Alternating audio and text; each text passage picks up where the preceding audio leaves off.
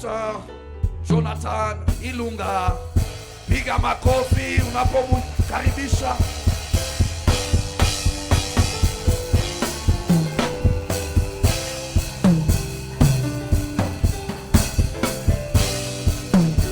Asante sana.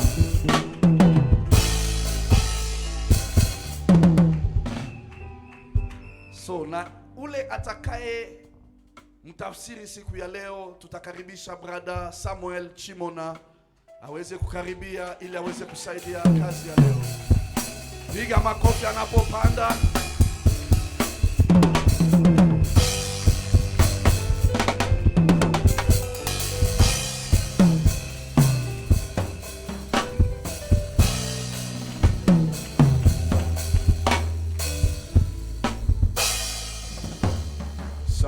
Église de Dieu. Que le Seigneur Dieu vous bénisse. Je ne sais pas par où commencer pour exprimer ma gratitude.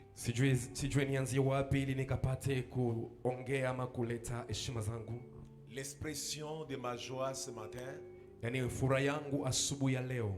est dédiée à l'église Mountain of Prayer Naot. Que le Seigneur Dieu bénisse l'organisation ecclésiale.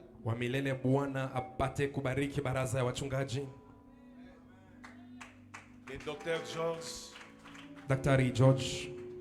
Est-ce que Maman Astrid. Et toute l'organisation, que Dieu vous bénisse. De nous avoir fait confiance.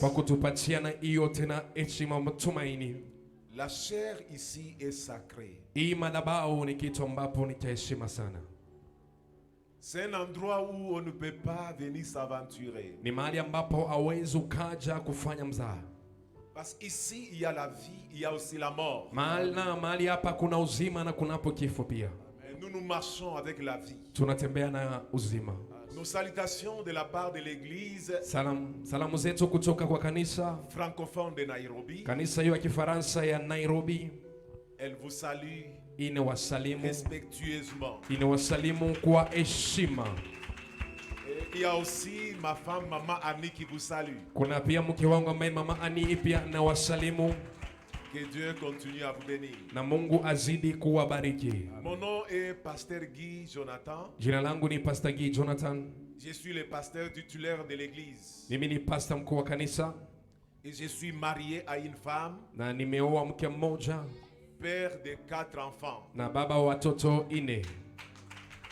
3 filles et un seul garçon. Tous vous ont salué. Que Dieu vous bénisse abondamment. Merci de m'avoir invité. Mais je ne suis pas vraiment un invité. Mais je suis dans la maison de mon Dieu. Amen. Dieu est notre Père. Il est celui à qui appartient cette église. Le temps appartient à Dieu. J'aime beaucoup ces couples. Que Dieu continue à vous combler. Amen. Et qu'il vous fasse du bien. Amen. Maintenant, nous voulons écouter la parole de Dieu. Chacun de nous a sa Bible à la main. Tu vas l'ouvrir calmement. Et si tu as ça dans ton téléphone, tu vas l'ouvrir. Et nous sommes dans les livres de Apocalypse. Nous sommes là, Apocalypse. Revelation. Pour ceux-là qui sont en train de chercher Apocalypse, c'est le dernier livre de toute la Bible. Nous sommes dans le livre d'Apocalypse, chapitre 14. Et le verset 13 tout simplement. Revelation 14, 15. Amen. Et j'ai entendu du ciel une voix qui disait, Kisha nikasikiliza sauti kutoka mbingu ikisema, écris, andika, heureux dès à présent les morts qui meurent dans le Seigneur. heri watu ambao tangu sasa wanakufa wakiwa wameungana na Bwana.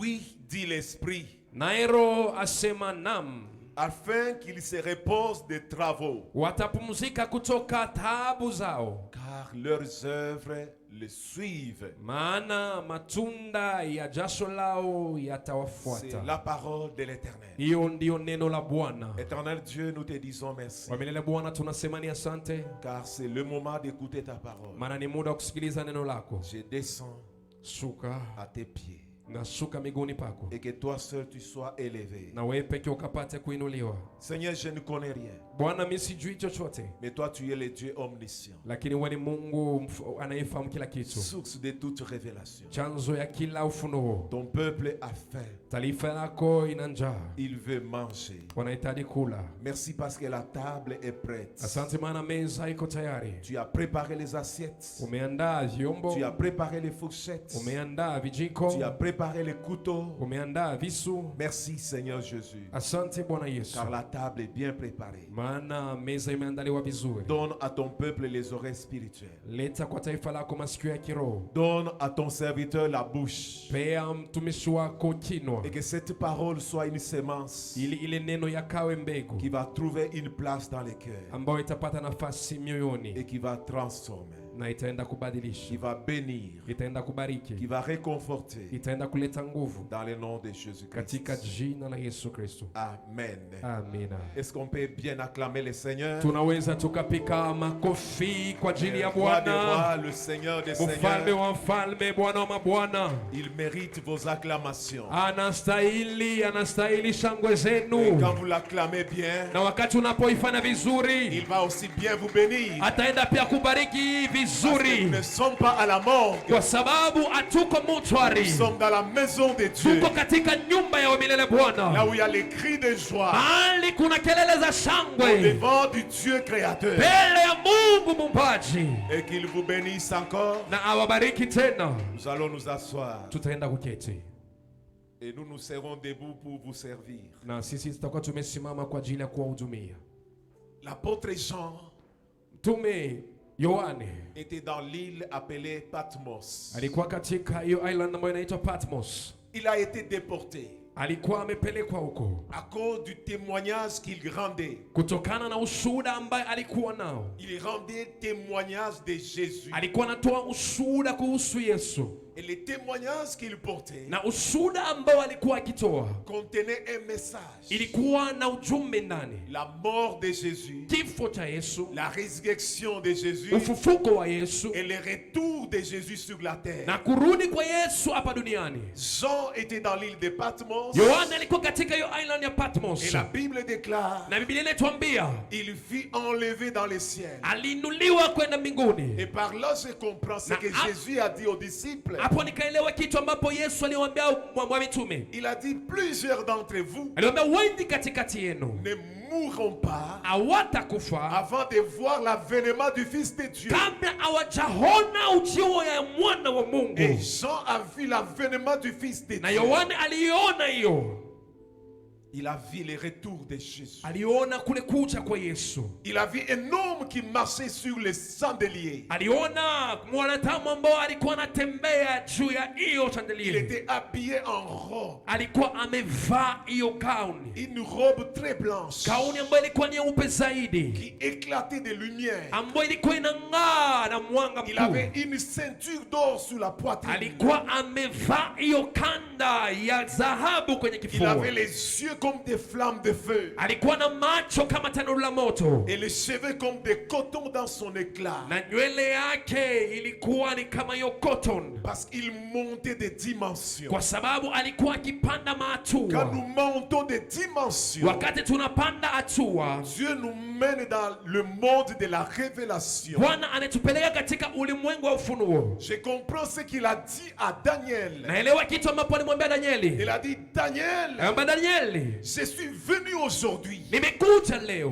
pour t'ouvrir t'ouvrir l'intelligence ili nikakufungue akili, afin que tu comprennes la révélation. ili uelewe ufunuo. Quand nous parlons de l'intelligence, Wakati tunapoongelea akili, nous ne parlons pas de l'intelligence académique. hatuongelee akili ambayo tunaipata Nous shuleni, ne parlons pas de l'intelligence humaine, hatuongelee akili ya wanadamu, mais l'intelligence de l'esprit. lakini akili ya roho. Le livre de Job nous dit, Kitabu cha Ayubu kinatuambia en réalité dans l'homme c'est l'esprit. kiukweli ndani ya mwanadamu ni roho, L'esprit qui communique l'intelligence. roho ambayo ina communicate, inaleta hiyo akili La révélation, na hiyo ufunuo. c'est le monde de Dieu. Ni hiyo ulimwengu ya Mungu. Dieu nous révèle des choses glorieuses. Mungu anatufunulia vitu vya ajabu, Et l'Église est en train de parler sur un thème très important qui est le repos. na kanisa iko naongelea kuhusu kishina ambacho ni cha muhimu sana, mapumziko. Le repos est très important. Mapumziko ni ya muhimu sana. Il y a le repos physique, Kuna mapumziko ya il kimwili, y a le repos spirituel, kuna mapumziko ya kiroho, il y a le repos pour entrer dans ses bénédictions, kuna mapumziko kwa ajili ya kuingia ndani ya baraka, il y a le repos pour entrer dans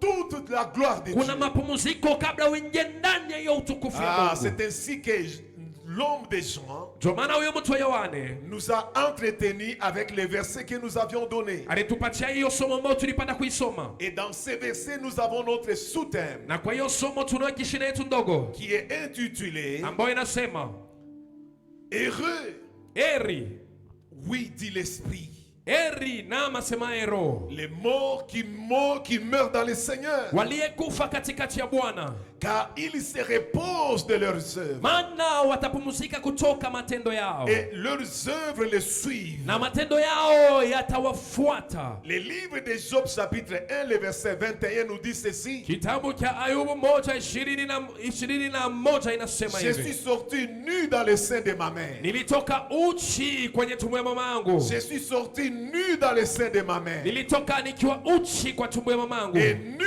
j'ai retourné ou j'ai rentré dans le sein de la terre. uchi nilikuja duniani na uchi nitaondoka duniani. Et par là nous comprenons une chose, Na hapo tunaelewa kitu moja, que quand nous venons au monde, na kwamba wakati tunapokuja hapa nous duniani voyons un bébé qui a les mains qui sont nues. tunaona mtoto akiwa na mikono ambayo iko uchi, Et l'enfant a l'habitude de fermer les mains. na huwa sana sana mtoto anayo hiyo tabia ya kufunga mkono akizaliwa. Il ferme les mains. Anafunga mkono, Il se dit que les mains sont vides. anasema kwamba mikono yangu iko Mais wazi, Dieu va les remplir de la bénédiction. lakini wamelele Bwana ataenda kuijaza baraka Et yake. l'apôtre Paul continue. Na mtume Paulo anaendelea, Il dit car nous n'avons rien apporté dans le monde. anasema hatukuja na chochote ulimwenguni, Et il est évident na ni que kiukweli nous n'en pouvons rien emporter.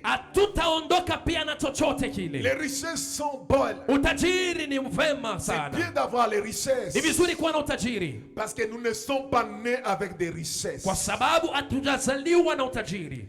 Je n'ai vu personne qui vient au monde avec de l'or et de l'argent. Sijaona mtu akija hapa ulimwenguni na dhahabu na fedha. Tous nous venons les mains vides. Wote tunakuja mikono ikiwa mitupu, Et après la mort, na baada ya kifo nous serons enterrés les mains vides. tutazikwa pia mikono ikiwa mitupu. Je me rappelle encore Nakumbuka pia kitu d'Alexandre Ier, kwa kuhusu huyo Alexander wa kwanza, ou Alexandre le Grand, Alexander mkuu, c'est lui qui a fait la civilisation grecque. ule alileta hiyo utamaduni ya Kigiriki. Cet homme a dit une chose très importante. Huyo mtu alisema kitu cha muhimu sana, Il a dit quand je serai mort, akasema wakati nitakapokufa, quand je serai mort, wakati nitakapokufa, ne bandez pas mes mains, msiyafunge mikono yangu, exposez-les à l'extérieur du cercueil, muyaeke yawe nje ya sanduku, pour que les gens voient comment elles sont vides. ili watu wayaone vile yalivyo mitupu. Cet homme était très riche. Huyo mtu alikuwa mtajiri, Il était un grand empereur sur la terre. alikuwa ni mmoja ya wakuu hapa ulimwenguni, Mais on l'a enterré les mains vides. lakini walimuzika mikono ikiwa mitupu. Les gens qui étaient tout autour de ses corps, ils ont compris. Watu ambapo walikuwapo kando kando ya mwili huo La walielewa loi que Job a établie, kwamba sheria ambao Ayubu aliyoisema c'est une loi perpétuelle. ni sheria ambayo itadumu milele. Nous sommes venus les mains vides dans le monde. tulikuja mikono ikiwa mitupu Et ulimwenguni nous retournerons les mains vides. na tutaondoka pia mikono yetu ikiwa mitupu. Et là, nous sommes en train de parler de la mort. Na hapo tunaongelea kuhusu kifo. La bénédiction est une bonne chose. Baraka ni kitu kizuri, Mais nous allons laisser toutes ces choses sur la terre. lakini hivi vitu vyote tutaviacha hapa duniani. C'est bien beau d'avoir une belle femme. Ni vizuri kuwa na mwanamke mzuri, Mais quand tu vas mourir avant elle, lakini ukifa mbele yake tu vas la laisser sur la terre. utamwacha hapa duniani. C'est beau d'avoir des beaux enfants. Ni vizuri napendeza kuwa na watoto warembo, Mais quand tu vas mourir, lakini ukifa tu vas les laisser sur la terre. utawaacha Il ulimwenguni. y a des gens qui ont des villas. Kuna watu ambao wako na manyumba za kifahari, Ils vont les laisser sur la terre. wataziacha hapa Il duniani. y a des gens qui ont des milliers de dollars dans leur compte. Kuna watu wako na madola maelfu na maelfu Ils katika vont les akaunti laisser zao, sur la terre. wataziacha hapa duniani. Alléluia. Amina. Est-ce que nous sommes connectés? Hivi tuko pamoja? Dans notre message, Katika somo letu nous allons les subdiviser en 4 parties. tutaenda kuiganya katika vipengele 4. Dont la première partie, Kipengele ya kwanza nous allons parler de l'origine des bonnes œuvres. tutaongelea kuhusu chanzo ya matendo mazuri. La deuxième partie, nous allons parler de quand est-ce qu'il faut se reposer. La pili tutaongelea muda gani ama muda mwafaka ni yupi wa kupumzika. Quand est-ce qu'il faut se Ni reposer. muda gani ambao inafaa kupumzika. Et la troisième partie, Na kipengele ya tatu nous allons parler des bonnes œuvres qui parlent à notre faveur. tutaongelea matendo mema yanayoongea kwa niaba yetu. Les bonnes œuvres qui parlent en notre faveur. Matendo mazuri yanaongea kwa niaba yetu. Et finalement, la quatrième partie, Na ya mwisho ambayo ni kipengele cha 4 nous allons parler des bonnes œuvres qui nous suivent au-delà du tombeau. tutaongelea matendo mazuri ambayo yatatufuata hadi huko baada ya kifo Ou les chetu, bonnes œuvres qui nous suivent après la résurrection de ces corps. ama matendo mazuri ambayo yatatufuata baada ya ufufuko ya mwili huu. Nous sommes dans la première partie. Tuko katika kipengele ya kwanza, Origine des bonnes œuvres. chanzo ya mambo mazuri. D'où viennent les bonnes œuvres? Matendo mazuri yanatokea wapi? C'est une question que nous nous posons ce matin. Ni swali ambapo tunajiuliza asubuhi ya leo. Quelles sont les bonnes œuvres que nous sommes supposés faire? Matendo mazuri ni magani ambayo inahitajika tuyafanye? Et comment trouver les bonnes œuvres? Na hiyo matendo mazuri tutayapataje? Les bonnes œuvres n'est pas l'épanage de notre famille. Matendo mazuri si ile kuwa ambayo familia inakuwa. Elles ne sont pas héréditaires. Si kitu ambapo tunariti mahali. Parce que mon père ou ma mère faisait les bonnes œuvres, Kwa je vais sababu aussi les faire. Non, non. baba yangu au mama yangu alikuwa anafanya matendo mazuri, pia mimi nitafanya matendo mazuri. Hapana. La Bible ne nous dit pas ça. Biblia haijatuambia hivyo. La Bible nous répond sur cette Biblia préoccupation. inatujibu kutokana na hiyo swali. Elle nous dit que les œuvres proviennent du mot grec Inatuambia kwamba matendo yanatoka katika neno ya Kigiriki qui signifie une occupation régulière ambayo inamaanisha kwamba hiyo occupation ya kila siku, ou une série d'une action régulière. ama ni ya matendo ya kitu ambayo kinafanyika kila siku. D'où Kwa hiyo ce sont les actions des choses que nous devons faire et comprendre. Mambo ya vitu ambapo inabidi tuyafanye na kuvielewa.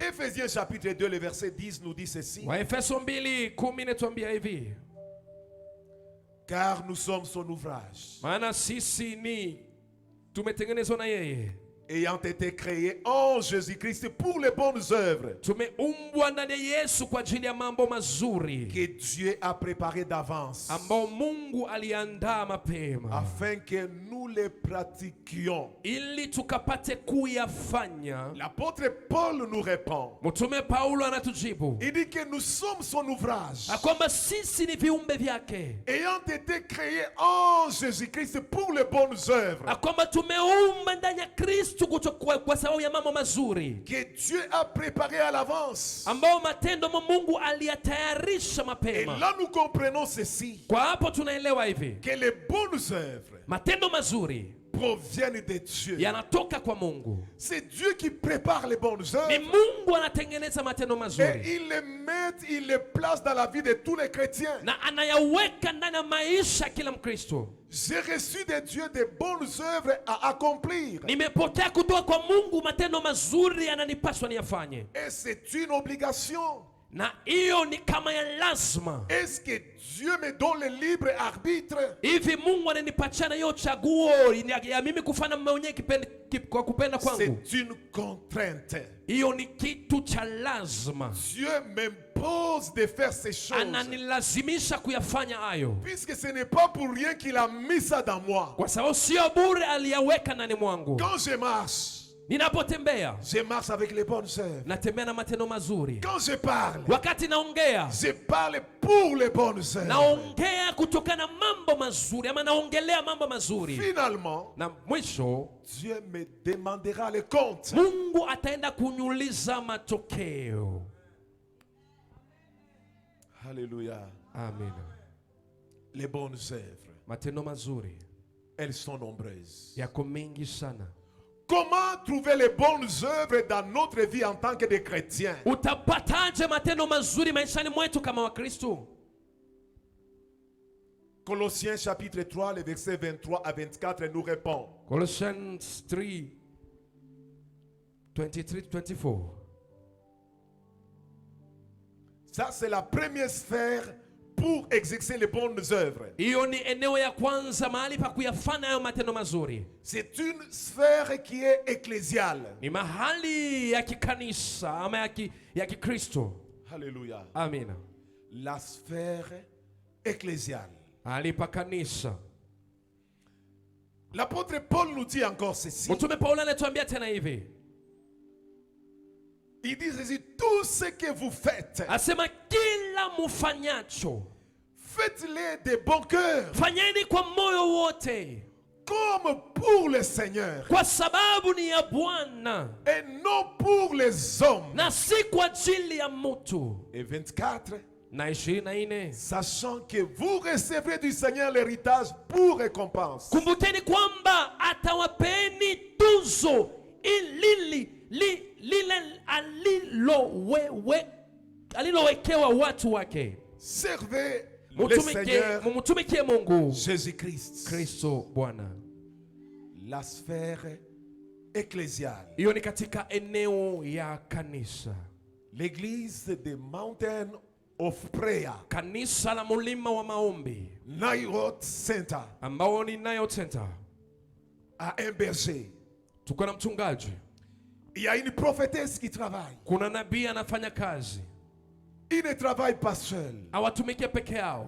Ils ont besoin d'une main d'association. Wanahitaji hiyo mkusanyiko ya watu ya mikono. Quand tu viens dans cette église, wakati unapokuja kanisani hapa, tu ne viens pas seulement pour réchauffer les chaises. Haukuje tu kwa ajili ya kuweka joto kwa viti. Non. Hapana.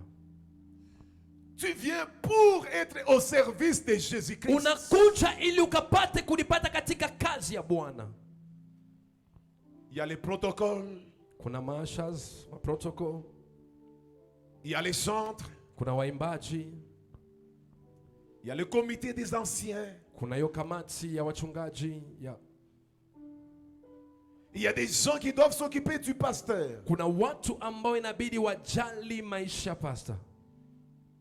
Il y a des gens qui doivent exercer leur don spirituel dans cette église. Kuna watu inabidi watumie hizo karama zao za kiroho ndani ya kanisa. Et quand vous allez le faire, na wakati mtakapoyafanya, vous ne le ferez pas pour le pasteur. Hamutayafanya kwa ajili ya mchungaji. Vous ne le ferez pas pour la prophétesse Astrid. Hamutayafanya kwa ajili ya mama yetu prophetess Astrid. Mais vous allez le faire pour la gloire de Dieu. Lakini mutayafanya kwa ajili ya utukufu wa Mungu. Il y a des chrétiens qui ont reçu de Dieu des responsabilités spirituelles. Kuna Wakristo walipokea kutoka kwa Mungu majukumu ya kiroho. Dieu s'est même manifesté ou révélé à ces gens. Mungu alijionyesha ama kudhihirisha kwa hao watu. Mais jusque là ils attendent. Lakini hadi sasa hivi bado wanangoja. Ils disent moi j'attends le jour où Dieu va me convaincre. Wanasema kwa mimi nasubiria siku ambayo Mungu ataenda kunionyesha kabisa. Dieu ne fonctionne pas comme ça. Kwa Mungu atumike hivyo. Ce que tu as reçu de Dieu, ulichokipokea kutoka kwa Mungu, exerce-le déjà. Uifanyie kazi tayari. Parce que ta bénédiction en dépend. Kwa sababu baraka yako yatatokea ni hapo. Pose-toi la question. Jiulize swali. Es-tu sur ton poste? Uko mahali ambapo panayofaa? Est-ce que tu es à ton poste? Uko katika sehemu yako? Si tu es à ton poste, kama uko kwenye sehemu yako, est-ce que tu es en train de bien accomplir la tâche? Uko nafanya vizuri yo majukumu? Alléluia. Amen. C'est une grande responsabilité. Ni jukumu kuu kabisa. Quand tu chantes, wakati unapoimba, chante comme si c'est aujourd'hui la fin du monde et Jésus est là, il va revenir. Imba kama leo ni mwisho wa ulimwengu, mwisho wa dunia na Yesu yuko pale anakuja. Quand on te dit de faire la modération, wakati wanakupatia kwamba uongoze ibada, fais-le avec tout ton cœur. Uifanye na moyo wako wote. Et attends-toi à une grande bénédiction, récompense de Dieu. Na subiria hiyo baraka kuu kutoka kwa Mungu. Je m'étonne. Nashangaa quand je vois parmi les chrétiens wakati naona miongoni mwa Wakristo des gens qui n'apprécient pas le talent que Dieu a mis en eux. Watu ambao hawatambue hiyo zawadi Mungu aliweka ndani mwao. Mais ils sont en train d'apprécier ou d'envier celui qui a un autre talent. Lakini anatamani talent ambao Mungu aliweka ndani ya mtu mwingine. Non, Dieu ne fonctionne pas comme ça. Hapana, Mungu afanye hivyo. Fais ce que tu fais avec tout ton courage. Fanya yale unayofanya na ujasiri wote. Si tu ne le fais pas avec ton courage, kama uifanye na ujasiri, n'espère pas attendre de Dieu une bénédiction. Usitarajie baraka yoyote kutoka kwa Mungu. Je me rappelle d'une veuve. Nakumbuka mjane fulani dans notre pays, mjane katika nchi yetu, qui est les États-Unis, ambao ni uko États-Unis, Amerika. Cette maman a perdu son mari. Ule mama alipoteza mume wake. Elle souffrait beaucoup. Alikuwa anateseka sana. Elle est restée avec ses deux filles. Akabaki na watoto wake wa binti wawili. La vie est devenue compliquée. Maisha yakawa magumu. Très difficile. Yakawa ngumu kabisa. Et cette maman a commencé à se réveiller à 4h30. Na huyo mama akaanza kulamuka saa 4 asubuhi. Elle s'apprêtait pour aller à l'église à 5h du matin. Akijiandaa saa 11 aende kanisani. Elle torchonnait bien l'église. Alikuwa anatengeneza kanisani vizuri. Elle poussait les chaises. Alikuwa anatoa vumbi. Et après avoir accompli le travail, na baada ya kumaliza kazi, elle disait à Dieu, alikuwa akimwambia Mungu, as-tu vu ce que j'ai fait pour toi? Umeona yale nimeyafanya kwa ajili yako? Souviens-toi de moi. Nikumbuke. Et bénis-moi. Na nibariki. Les gens venaient à l'église. Watu walikuwa wakija kanisani. Ils ne connaissaient même pas qui travaillait. Hawakuwa wanajua ni nani alikuwa akifanya kazi. Elle faisait son travail dans le calme. Alikuwa anafanya kazi yake kwa ukimya. Un jour, na siku moja, un monsieur qui avait une grande entreprise en Belgique a perdu sa femme. Jamaa fulani ambao alikuwa na kampuni mkubwa kule Belgium akapoteza mke wake. Il est devenu comme un détracté mental. Akawa ni kama mtu amechanganyikiwa hivi kiakili. Ses deux fils qui étaient aussi avancés en âge, na watoto wake wawili pia ambao walikuwa miaka imesonga kiasi, ils se sont dit on va perdre notre père. Wakasema hivi tunavyoenda tumpoteza baba yetu. Nous allons rentrer dans notre pays. Tutarudi katika nchi yetu. Pour lui chercher une femme. Ili tumtafutie mke. Vois comment Dieu fonctionne.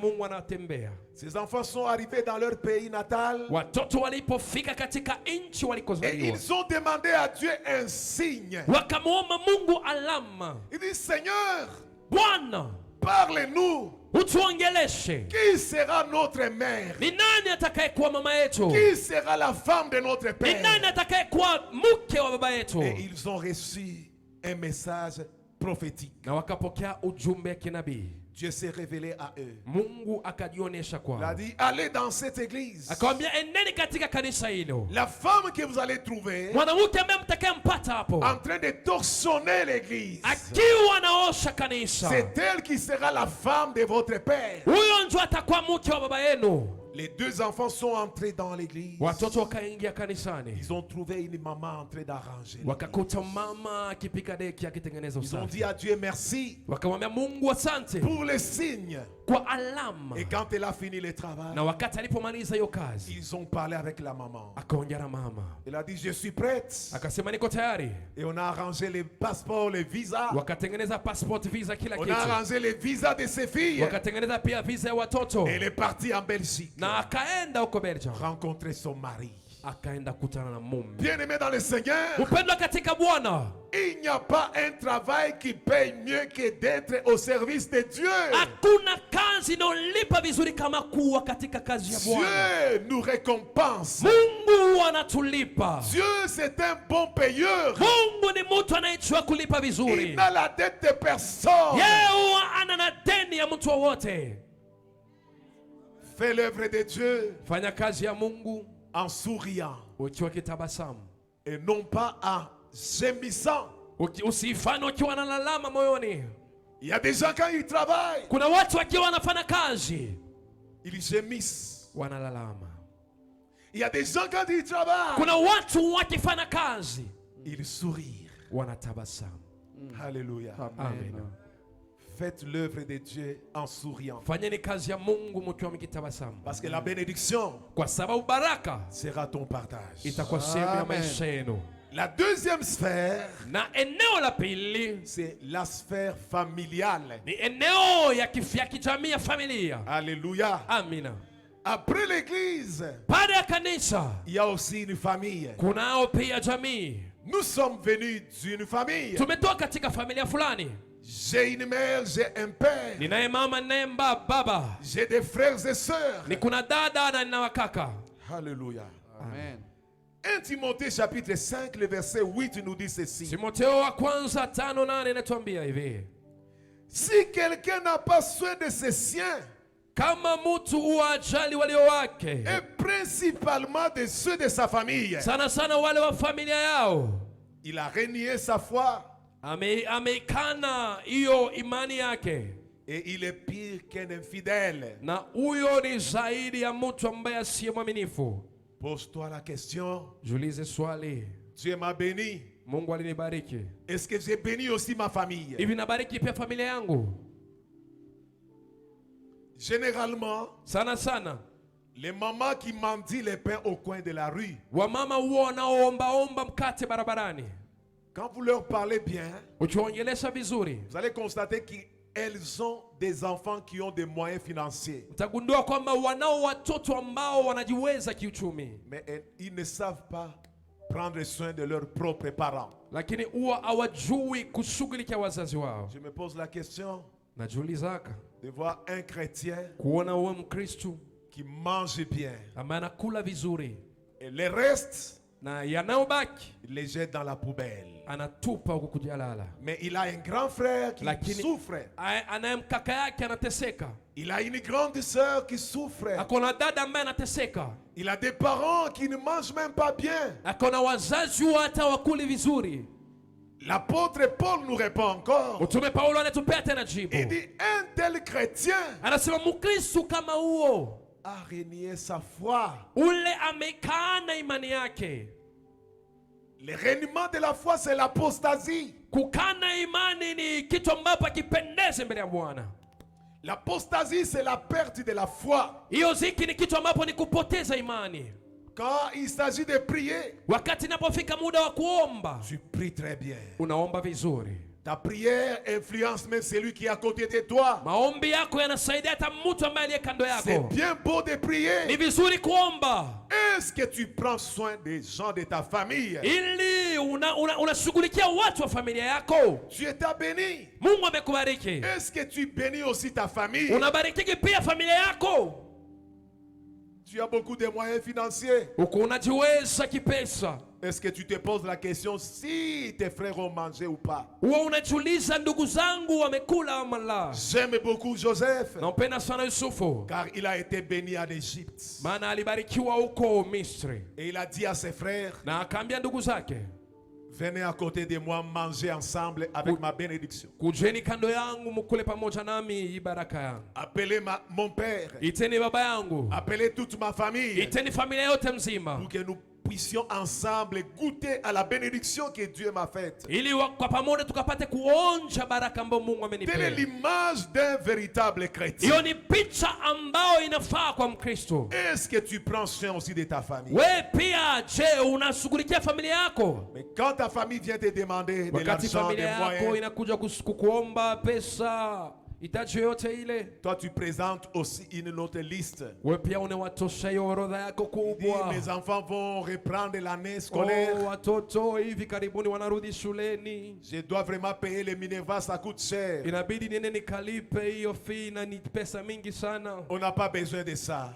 Hatuhitaji. Mais on a demandé une assistance. Lakini wanaomba watu ambao wanasaidia. S'il y a quelqu'un qui nous suit, Kama kuna mtu ambaye anatufuata, que le Seigneur Dieu te bénisse. Mungu akubariki. Amen. Et la Bible ajoute Na Biblia inaongeza en disant qu'il est pire qu'un infidèle. na kwamba huyo ni zaidi ya mtu ambaye sio Il est mwaminifu. pire qu'un Ni infidèle. zaidi ya mtu sio mwaminifu. Tu vois dans quelle catégorie on est en train de te classer Unaona mahali ambapo unawekwa quand tu ne sais pas assister à ta famille. wakati ambapo unajipata hauwezi ukashughulikia familia Et si yako. tu le fais, Na kama unaifanya, tu seras un homme de foi wewe utakuwa ni mtu mwenye et imani tu seras plus que les païens. na utakuwa zaidi ya wapagani. Que le Seigneur Dieu vous comble. Mungu aenda kawajazi La yote. dernière sphère, Na hiyo eneo la mwisho c'est l'assistance aux besoins des saints.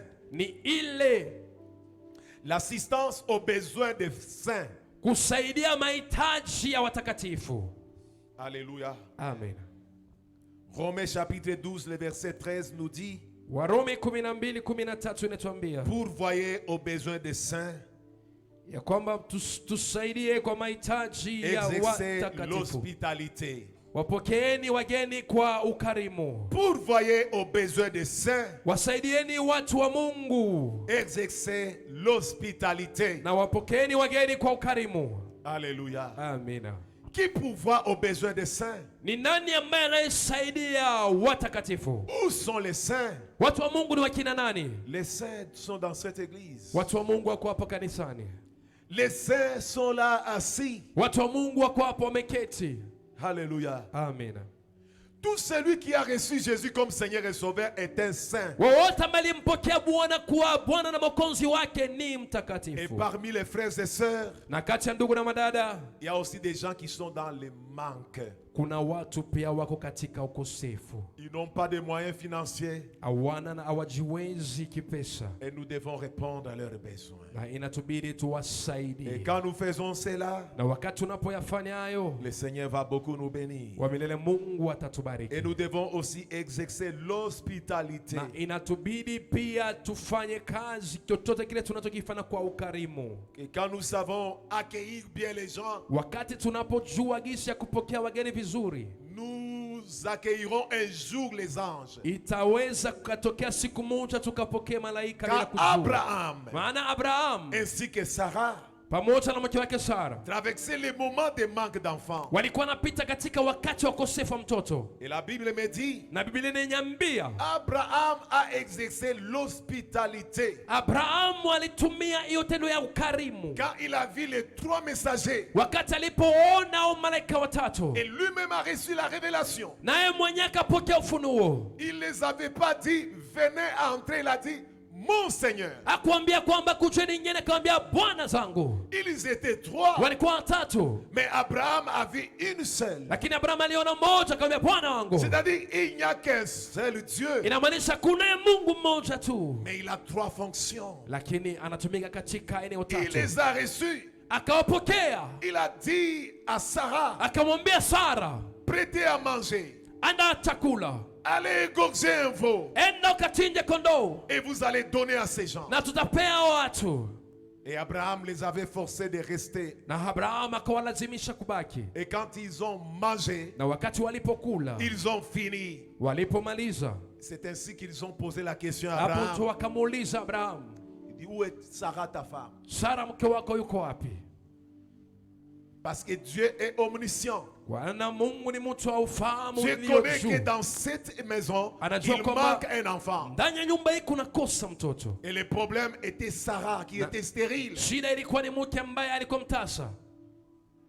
Abraham a dit, elle est dans l'attente. Abraham akasema ako imani humo ndani. C'est ainsi qu'on a libéré la prophétie. Hapo ndio aliachilia unabii. Après avoir bien accueilli ces gens, Baada ya kuwapokea vizuri hao watu, après avoir bien préparé à manger pour ces gens, baada ya kuwapikia chakula inayofaa watu, ils étaient rassasiés. waliposhiba Dans les choses de Dieu, kwa vitu za Mungu, il y a les transferts qui s'effectuent. kuna hiyo transfer ambayo inafanyika. Je te donne Na kupea et tu me donnes aussi. na unanipea pia. Dieu, c'est un Dieu qui reçoit Mungu ni Mungu ambaye et anapokea il est aussi un Dieu qui na ni libère. Mungu pia anaachilia. Si tu veux que Dieu te bénisse, Ukitaka Bwana kubariki, fais quelque chose pour Dieu. fanya kitu kwa ajili ya huyu Mungu. Parce que ce que tu vas faire pour les saints, Maana kile utakaoifanyia watu wa tu le Mungu fais pour Dieu. unamfanyia Mungu. Parce que Dieu n'a pas faim. Maana Mungu ana njaa. Dieu n'a rien manqué. Mungu akosi chochote. Toutes les richesses appartiennent à Dieu. Utajiri wote ni wake. Mais Dieu veut que tu les fasses aux saints. Lakini anatamani uyafanye kwa watu Et wake. quand tu vas les Na faire, wakati utakaoifanya, il va libérer la prophétie. ataachilia unabii. C'est ainsi qu'ils ont dit à Kwa Abraham maana walivyomwambia Abraham, que l'année prochaine, mwaka ujao, à cette même période, muda kama huu, Sarah aura un fils mkewe Sara atakuwa na mtoto. et tu vas lui donner le nom d'Isaac. Na utampea jina Isaka. Parce que Isaac signifie rire. Maana Isaka inamaanisha Je tabasamu. suis en train de dire à quelqu'un Niko nasema na mtu que la mmoja, réponse que Dieu va te donner jibu ambao Bwana ataenda va kupatia faire éclater les rires. itaenda kuamusha cheko. Tu vas quitter le monde des pleurs. Utatoka katika hiyo ulimwengu ya Tu vas quitter le vilio, monde des larmes. utatoka kwenye ulimwengu ya Il machozi. va changer les larmes en Machozi rire. yatabadilika kuwa kicheko. Mais il y a une petite condition Kama kuna hiyo conviction pour voyer ya kwamba aux Mungu besoins. musaidie ama mtoe katika Des mahitaji ya watakatifu ama watu wa Mungu. Alléluia. Amen. Alléluia. Amen. Est-ce que nous sommes connectés? Tuko Yes. pamoja. Que Dieu vous bénisse. Amen. Deuxième partie. Na sehemu la pili ama kipengele cha pili, Quand est-ce qu'il faut se reposer de nos travaux? ni muda gani wa kupumzika kwa kazi zetu? Alléluia.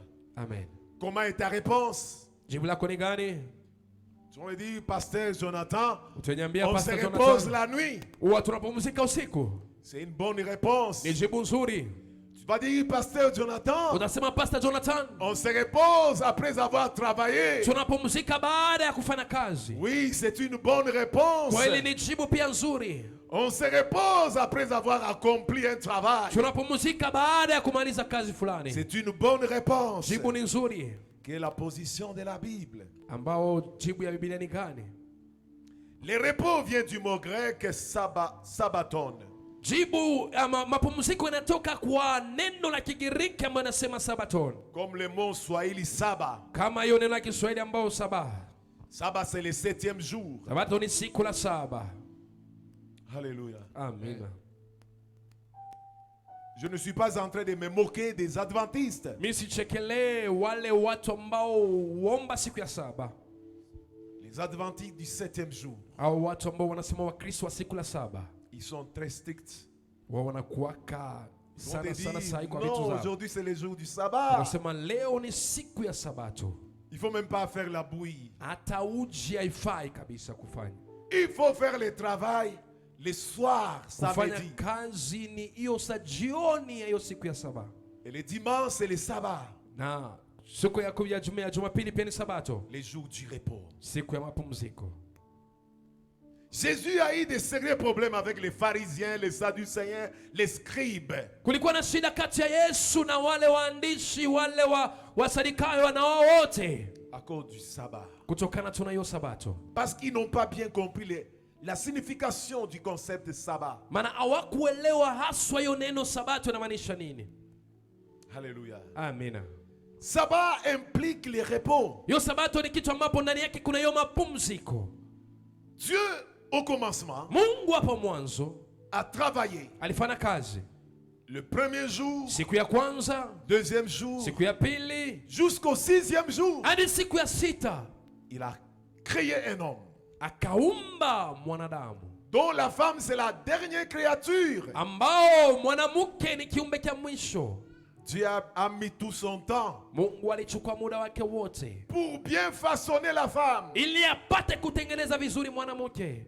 Il a bien arrangé la femme. Akamtengeneza ifuatavyo. Raison pour laquelle vous allez voir que les femmes sont belles. Ndio maana mtakuta wanawake ni warembo. Alléluia. Amen. Pas les femmes païennes, hein, les femmes chrétiennes. Si wanawake wale wa kipagano, hapana, wanawake. Toutes les femmes chrétiennes sont belles. Wanawake wote wa Kristo ni warembo. Parce que Dieu a mis tout son temps Kwa pour sababu Mungu bien arranger. alichukua muda wake wote ili awatengeneze vizuri. Alléluia. Quand Dieu a fini la création, Wakati Mungu alimaliza kuumba, il s'est reposé le 7e jour. akapumzika siku ya saba. Pourquoi? Kwa nini? Parce qu'il a fini son travail. Kwa sababu alimaliza kazi yake. Toi, tu veux te reposer. Wewe unataka kupumzika? Est-ce que tu as accompli tout le travail? Umefanya kazi yote? Pas encore. Bado.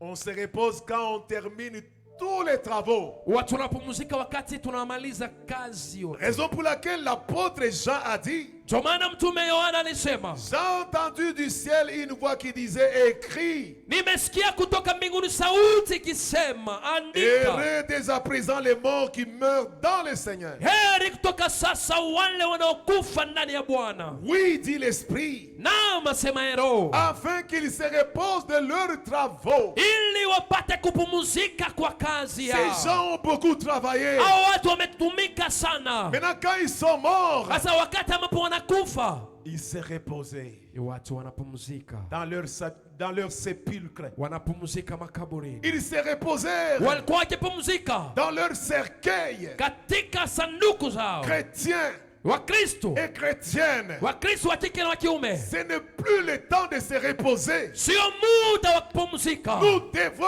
encore travailler Lazima tufanye tena kazi zaidi, parce que nous sommes en vie. maana tuko wazima bado.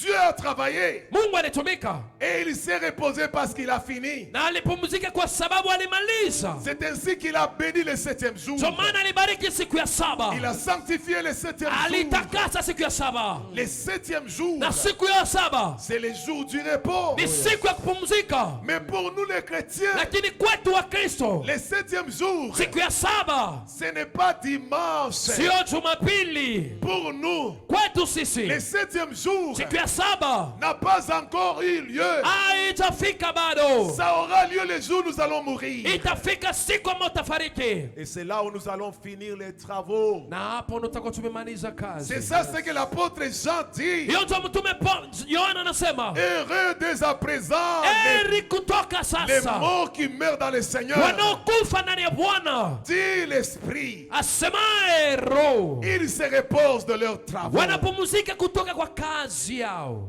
Raison pour laquelle Jésus travaillait continuellement. Ndio maana Yesu alikuwa akitumika kila siku. Il disait, comme mon Père agit, Alikuwa anasema vile babangu moi anavyotenda, aussi j'agis. hata mimi nafanya Il allait kazi. de lieu en lieu. Alikuwa anaenda eneo na eneo Il allait lingine, de ville en ville. alikuwa anaenda mji hadi mji Il mwingine, allait de village en village. alikuwa anaenda kijiji hadi kijiji kingine, Faisant du bien aux gens. akifanya mema kwa watu. Guérissant les malades. Alikuwa anaponya wagonjwa, Chassant les démons. akifukuza mapepo. Et Jésus a confessé, proclamé l'évangile. Na Yesu alitamuka na alihubiri Et à Injili, la croix, il a dit, na msalabani akasema tout est accompli. yote yamekwisha, Puis il expira. na hapo akafa. Alléluia. Amina.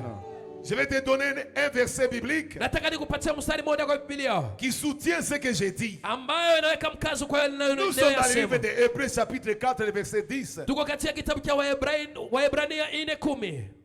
La Bible déclare ceci. Biblia inasema hivi, Car celui qui entre dans le repos de Dieu, maana kila aingiaye mahali pa mapumziko la Mungu il se repose de ses œuvres. atapumzika katika kazi yake, Comme Dieu s'est reposé des siennes. kama vile pia Mungu Mungu alivyopumzika kutoka kazi yake. Pour nous les chrétiens, Kwetu sisi wa Kristo, continuons encore. tuendelee tena. Et quand nous continuons, Na tunapoendelea, nous devons bien les faire. lazima tuyafanye Nous vizuri devons ipasavyo. analyser où est-ce que je n'ai pas bien fait. Lazima tuchunguze ni wapi hatukufanya Et je vile vais nafaa. bien les faire. Na ili nifanye tena niboreshe Pour que zaidi. Dieu puisse me Ili bénir. Bwana Mungu akapate kunibariki. Je vais donner un exemple dans la Bible. Nitaleta na mfano katika Biblia. C'est celui de Ruth, Ni ile ya Ruth. la Moabite. Ruth ambaye alikuwa msichana Elle kutoka nchi n'était ya pas Moab. juive. Yeye hakuwa Myahudi. Elle était une païenne. Alikuwa mpagani.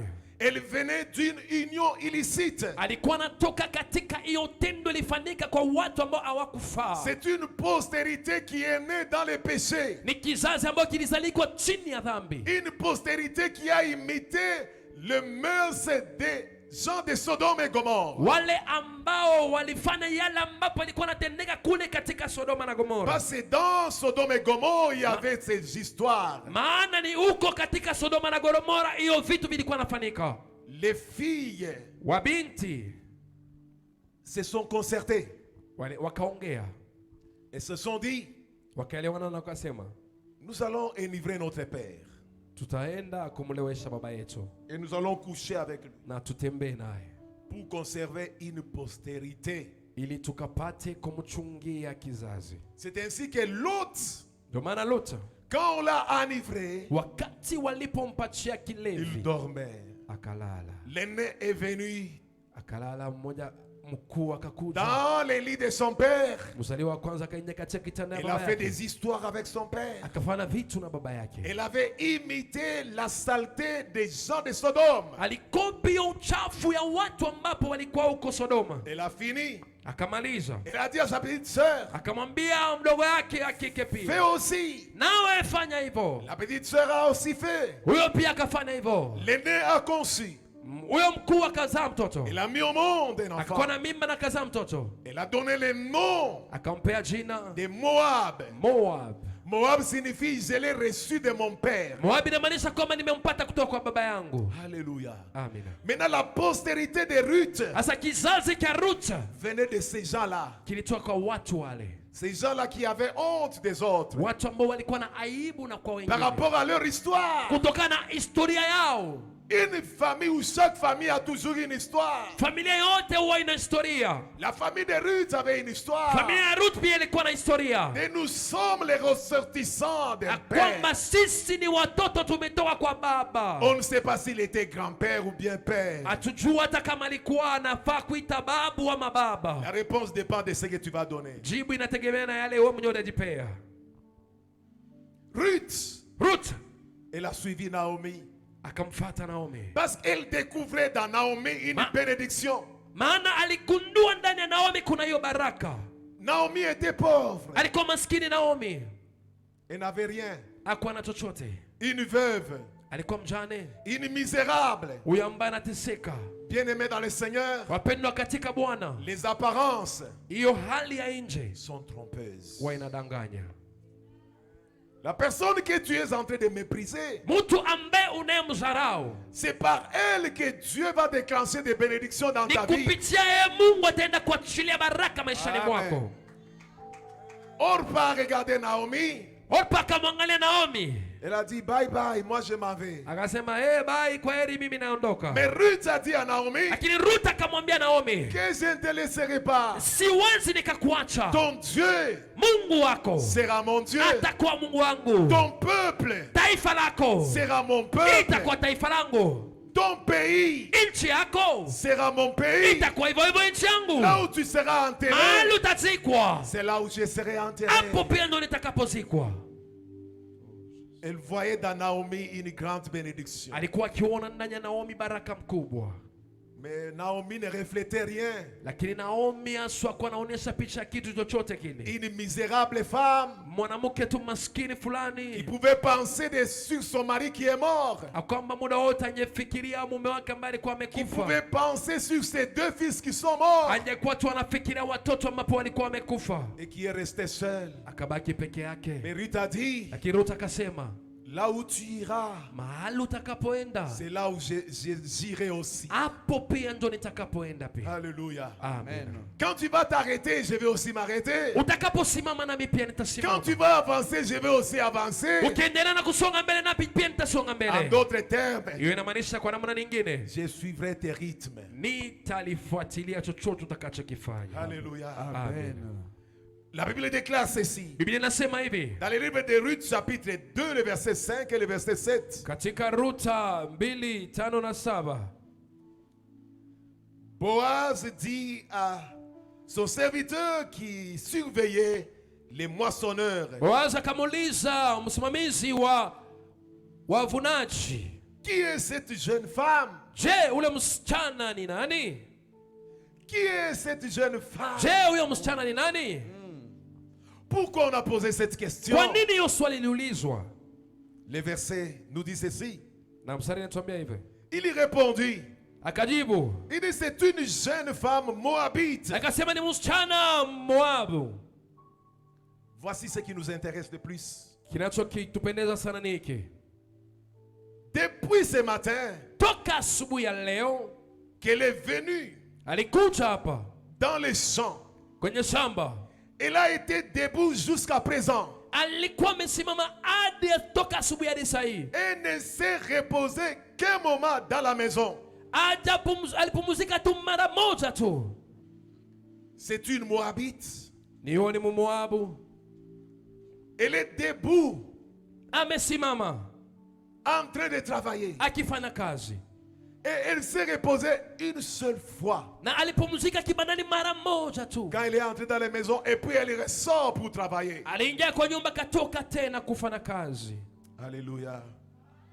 J'aimerais que dans cette église, Natamani katika kanisa hii, Mountain of Prayer, mlima wa maombi, qu'il y ait des gens qui seront debout. kuwe na watu ambao watakao kwa wenye wamesimama. Qu'il y ait des gens qui n'auront pas besoin de se reposer. Watu ambao hawatahitaji kupumzika. Et quand ils vont travailler, Na wakati watakapofanya kazi, ils vont attirer les regards de Boaz. wataenda kulivutia hiyo kuangalia kwa Boaz. Dans notre époque, Katika hiyo muda wetu, on n'a plus besoin de Boaz. kwa muda wetu hatuhitaji tena maboazi. Il y a quelqu'un qui est plus que Boaz. Kuna mtu ambaye ko zaidi ya Boaz. C'est le Seigneur Jésus-Christ. Ni Bwana Yesu Kristo.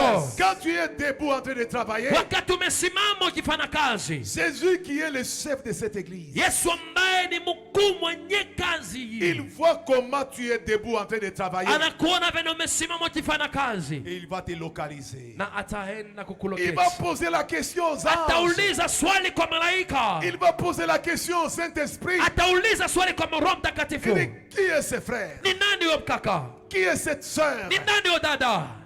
Et le Saint-Esprit va répondre. Na Roho Mtakatifu ataenda kujibu. Il va dire, c'est telle sœur, Atasema huyu ni dada c'est fulani, tel frère. ni kaka fulani. Et les yeux de Jésus Na macho ya Mungu seront posés sur toi. yatakuwa juu yako. Et tu vas recevoir de lui la bénédiction. Na utapokea kutoka kwake baraka. Parce que le dernier livre de Ruth, Maana de Ruth, kitabu cha mwisho cha nous dit que Ruth Boaz l'a épousé. inasema kwamba Boaz alimuoa. Boaz l'a épousé. Boaz alimchukua kuwa mke Il a wake eu un enfant. na wakawa na mtoto. Et cet enfant-là, Na huyo mtoto, c'est le grand-père de David. huyo ni guka wa Daudi. Alléluia. Amen.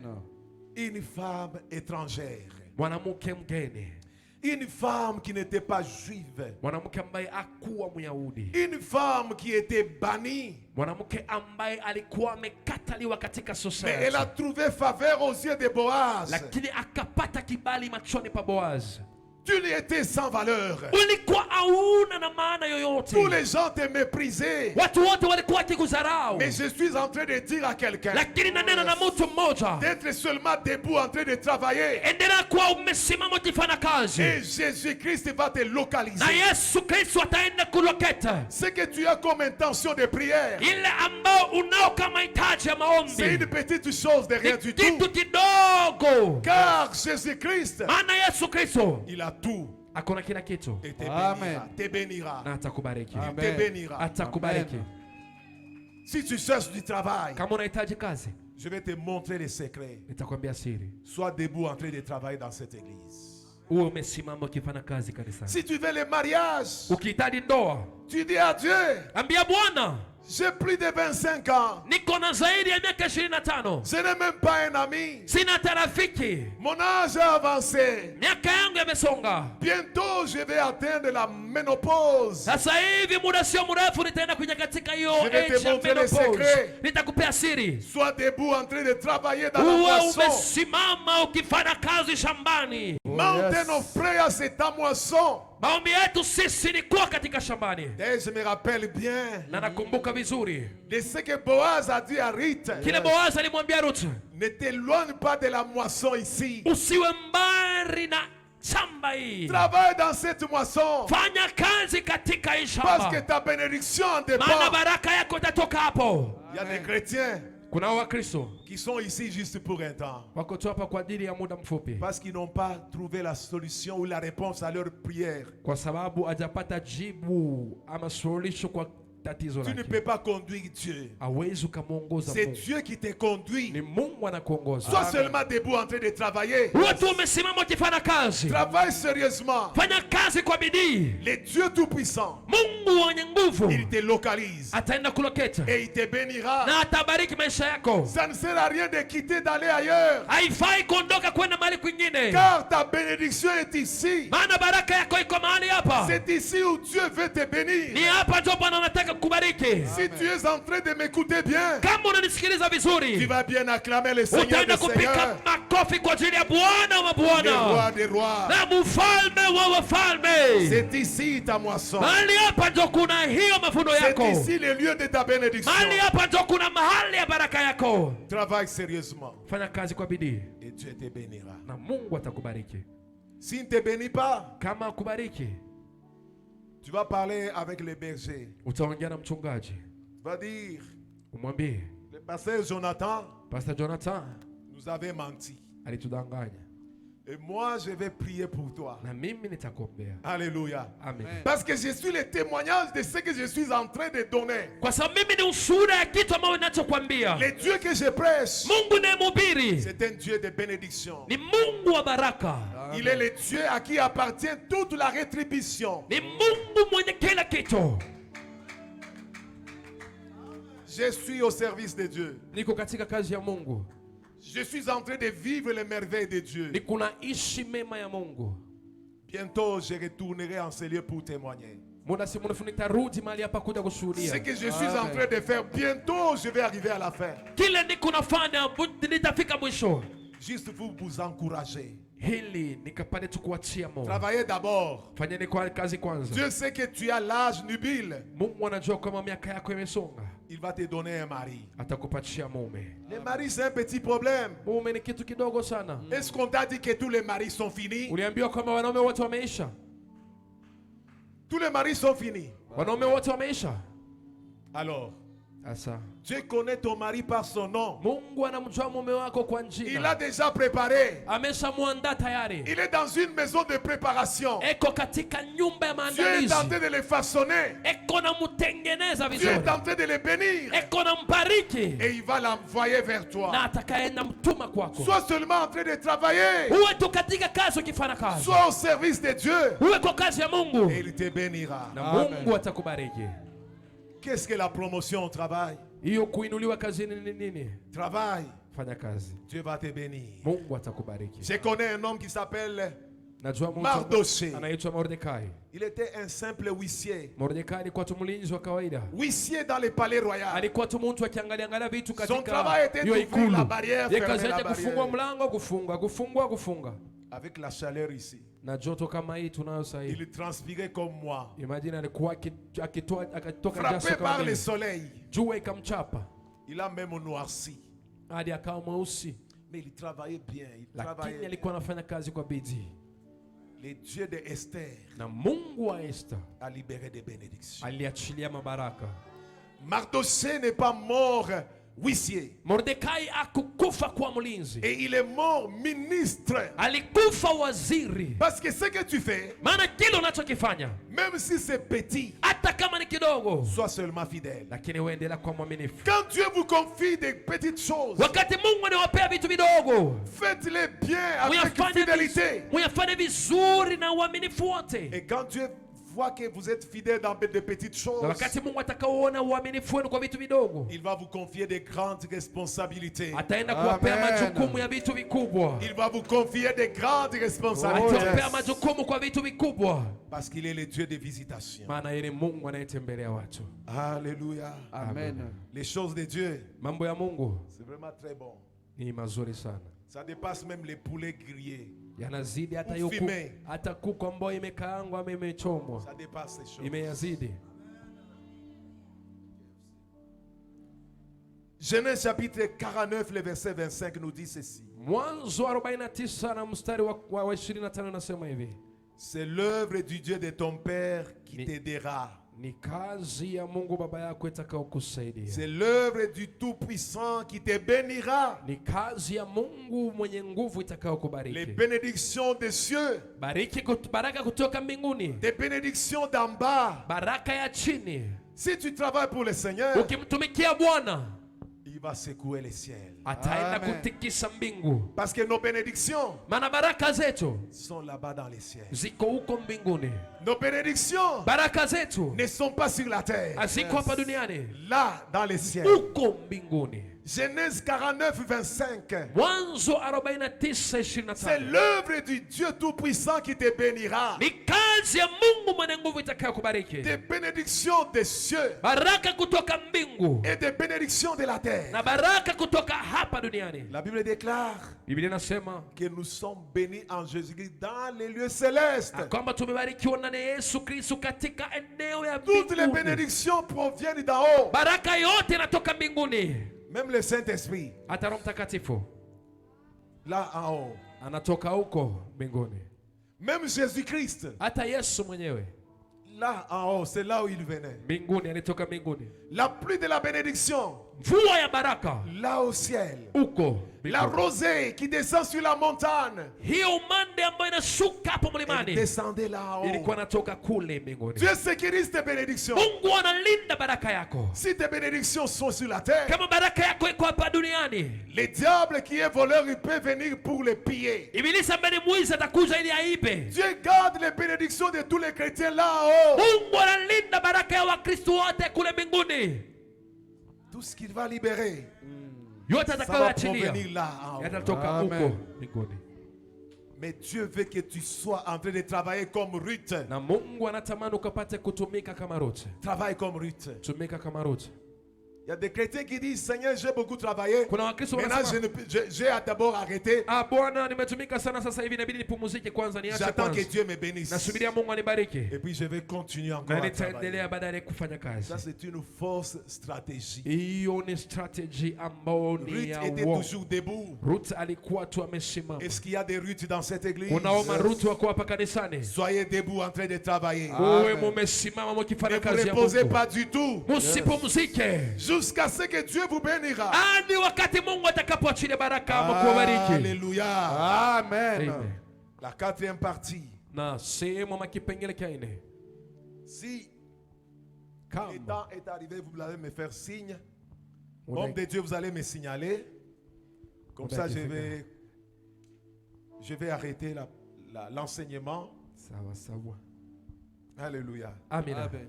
Si vous ne m'arrêtez pas, je vais même terminer à 18h. Usiponisimamisha nitaendelea mpaka saa 12. Moi, quand je prêche, je ne suis pas fatigué. Mimi Vous, là, vous allez vous nikihubiri fatiguer. tu. Mais moi, je suis debout. Mimi Je nahubiri ne tu peux pas me msichokake, fatiguer. ni mtachoka lakini mimi sichoke.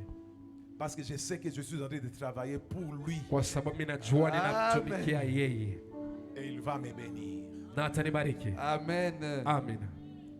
La quatrième partie. Na kipengele cha nne, Les bonnes œuvres parleront à notre faveur. matendo mazuri yatanena kwa niaba yetu. Ah, là, je comprends. Hapo naelewa. Ah, troisième partie. Sehemu ya tatu, Les bonnes œuvres parlent en notre faveur. kazi mzuri au matendo mazuri Là, yananena je kwa niaba comprends que yetu. les bonnes œuvres ont la bouche. Hapo naelewa kwamba matendo mazuri yanayo kinwa, Les bonnes œuvres ont un cœur. matendo mazuri yanayo moyo. Les bonnes œuvres peuvent parler. Matendo mazuri yanaweza yakaongea. Alléluia. Amen. Nous sommes dans le livre des Actes des Apôtres 9. Tuko katika kitabu ya Matendo ya Mitume 9. Après les livres de Jean, baada ya kitabu cha Yohane, il y a Actes des Apôtres. kuna kitabu ya Matendo ya Mitume. Chapitre 9, Sura wa 9 36 à 40. na 36 mpaka 40. Je déclare, il y avait à Joppé, Biblia inasema kulikuwa mfuasi mmoja mwanamke parmi mjini les wa Yopa. disciples, une femme nommée Tabitha, ce qui signifie Dorcas. Kulikuwa mwanamke ambaye alikuwa anaitwa Tabita, kwa Kigiriki inamaanisha Dorka. Elle faisait beaucoup de bonnes œuvres. Huyo mwanamke alikuwa akitenda mema kwa kuwasaidia. Soulignez, elle Unaweza faisait beaucoup de bonnes œuvres. unaweza kaweka mstari ya kwamba alikuwa akifanya makazi mengi mema. Underline it. Weka tu mstari hapo. Elle faisait de bonnes œuvres. Alikuwa akifanya kazi mzuri. Elle tomba malade en ce temps-là. Akawa mgonjwa wakati aliugua wakati huyo Et mourut. na akafa. Après l'avoir lavée, Baada ya kumuosha on la déposa dans la chambre haute. wakamweka chumba gorofani. Chumbani Comme gorofani. Lydie est proche de Joppé, comme Lydie est proche de Joppé, Yapo si mbali sana na Luda. les disciples ayant appris que Pierre s'y trouvait, Kwa hiyo wanafanyakazi walipojua kwamba Petro yuko hapo karibu, envoyèrent 2 hommes vers lui wakawatuma watu wawili kwake pour les prier de venir chez eux sans tarder. na ujumbe kumwambia njoo kwetu haraka iwezekanavyo. Pierre se leva Basi Petro akaenda et partit avec ses hommes. pamoja nao. Lorsqu'il fut arrivé, Alipofika on les conduisit dans la chambre haute. alipelekwa huko gorofani. Toutes les veuves l'entourèrent en pleurant Huko wajane wengi walimzunguka Petro wakilia, et lui montèrent les tuniques et les vêtements que faisait Dorcas pendant qu'elle était avec elle. wakamwonyesha makoti na nguo ambazo Dorka alikuwa akitengeneza wakati alipokuwa hai. Pierre fit sortir tout le monde Petro aliwatoa nje wote, et se mit à genoux. akapiga magoti, Il pria, akasali, puis se tourna vers le corps kisha akageukia ile maiti et il dit, Tabitha, lève-toi. akasema, Tabita, amka. Elle ouvrit les yeux Naye akafumbua macho et en vit Pierre. na alimuona Petro, Elle s'assit. akaketi. C'est la parole de l'Éternel. Neno la Bwana. Quelle histoire fantastique. Historia gani mzuri kama hii? Quelle histoire qui touche le cœur. Historia ambayo inagusa moyo. La Bible déclare Biblia inasema que Tabitha, akama Tabita c'est un mot araméen. ni neno ya Kiaramea, Et en grec, on l'appelle Dorcas. na katika Kigiriki anaitwa Dorika, Et en français, c'est gazelle. na katika Kifaransa inaitwa hiyo gazelle. Gazelle, c'est une herbivore qui est très souple, Ni kamnyama fulani ambapo kanakuwa kajanja sana, qui est très rapide. kanakuwa na haraka sana. Les bonnes œuvres de Tabitha Matendo mazuri ya Tabita n'avaient pas empêché la mort dans sa vie. haikuzuia kifo ndani ya maisha yake. Elle tomba malade Aliugua et elle mourut. na akafa. Et elle a été lavée et placée dans la chambre haute. Alioshwa na akaweka huko katika chumba ilikuwa gorofani. On l'a placée là-bas pour prier et puis l'enterrer. Walimweka huko ili wakapate kuombea hiyo maiti na wamzike. Mais les disciples ayant appris que l'apôtre Pierre Lakini wanafunzi waliposikia kwamba Peter était à Lydde, alikuwa huko Luda, et ils ont envoyé 2 messagers. na wakatuma watu wawili, Il dit, allez, wakasema nenene, allez dire à Pierre eneni mkamwambia Peter de venir chez nous akuje kwetu et de ne pas tarder. na akuje haraka iwezekanavyo. Et l'apôtre Pierre n'a pas engagé un débat. Na Peter huwa kuleta hata mabishano yoyote ile. Il venait avec les 2 messagers. Akaja na watu waliwatuma wawili. Alléluia. Amina. Et la Bible déclare, quand l'apôtre Pierre est arrivé au lieu, Na Biblia inasema kwamba wakati mtume Petro alipofika eneo hiyo, il rencontra les veuves, alikutana hapo na wale wajane, avec les pauvres, na wamaskini, qui étaient en train de pleurer d'une manière walikuwa wakilia, émotionnelle. walikuwa wakilia kwa uchungu kali. Les Français disent d'une manière pathétique. Wafaransa wanasema walikuwa wakilia kwa hali fulani ya kushangaza.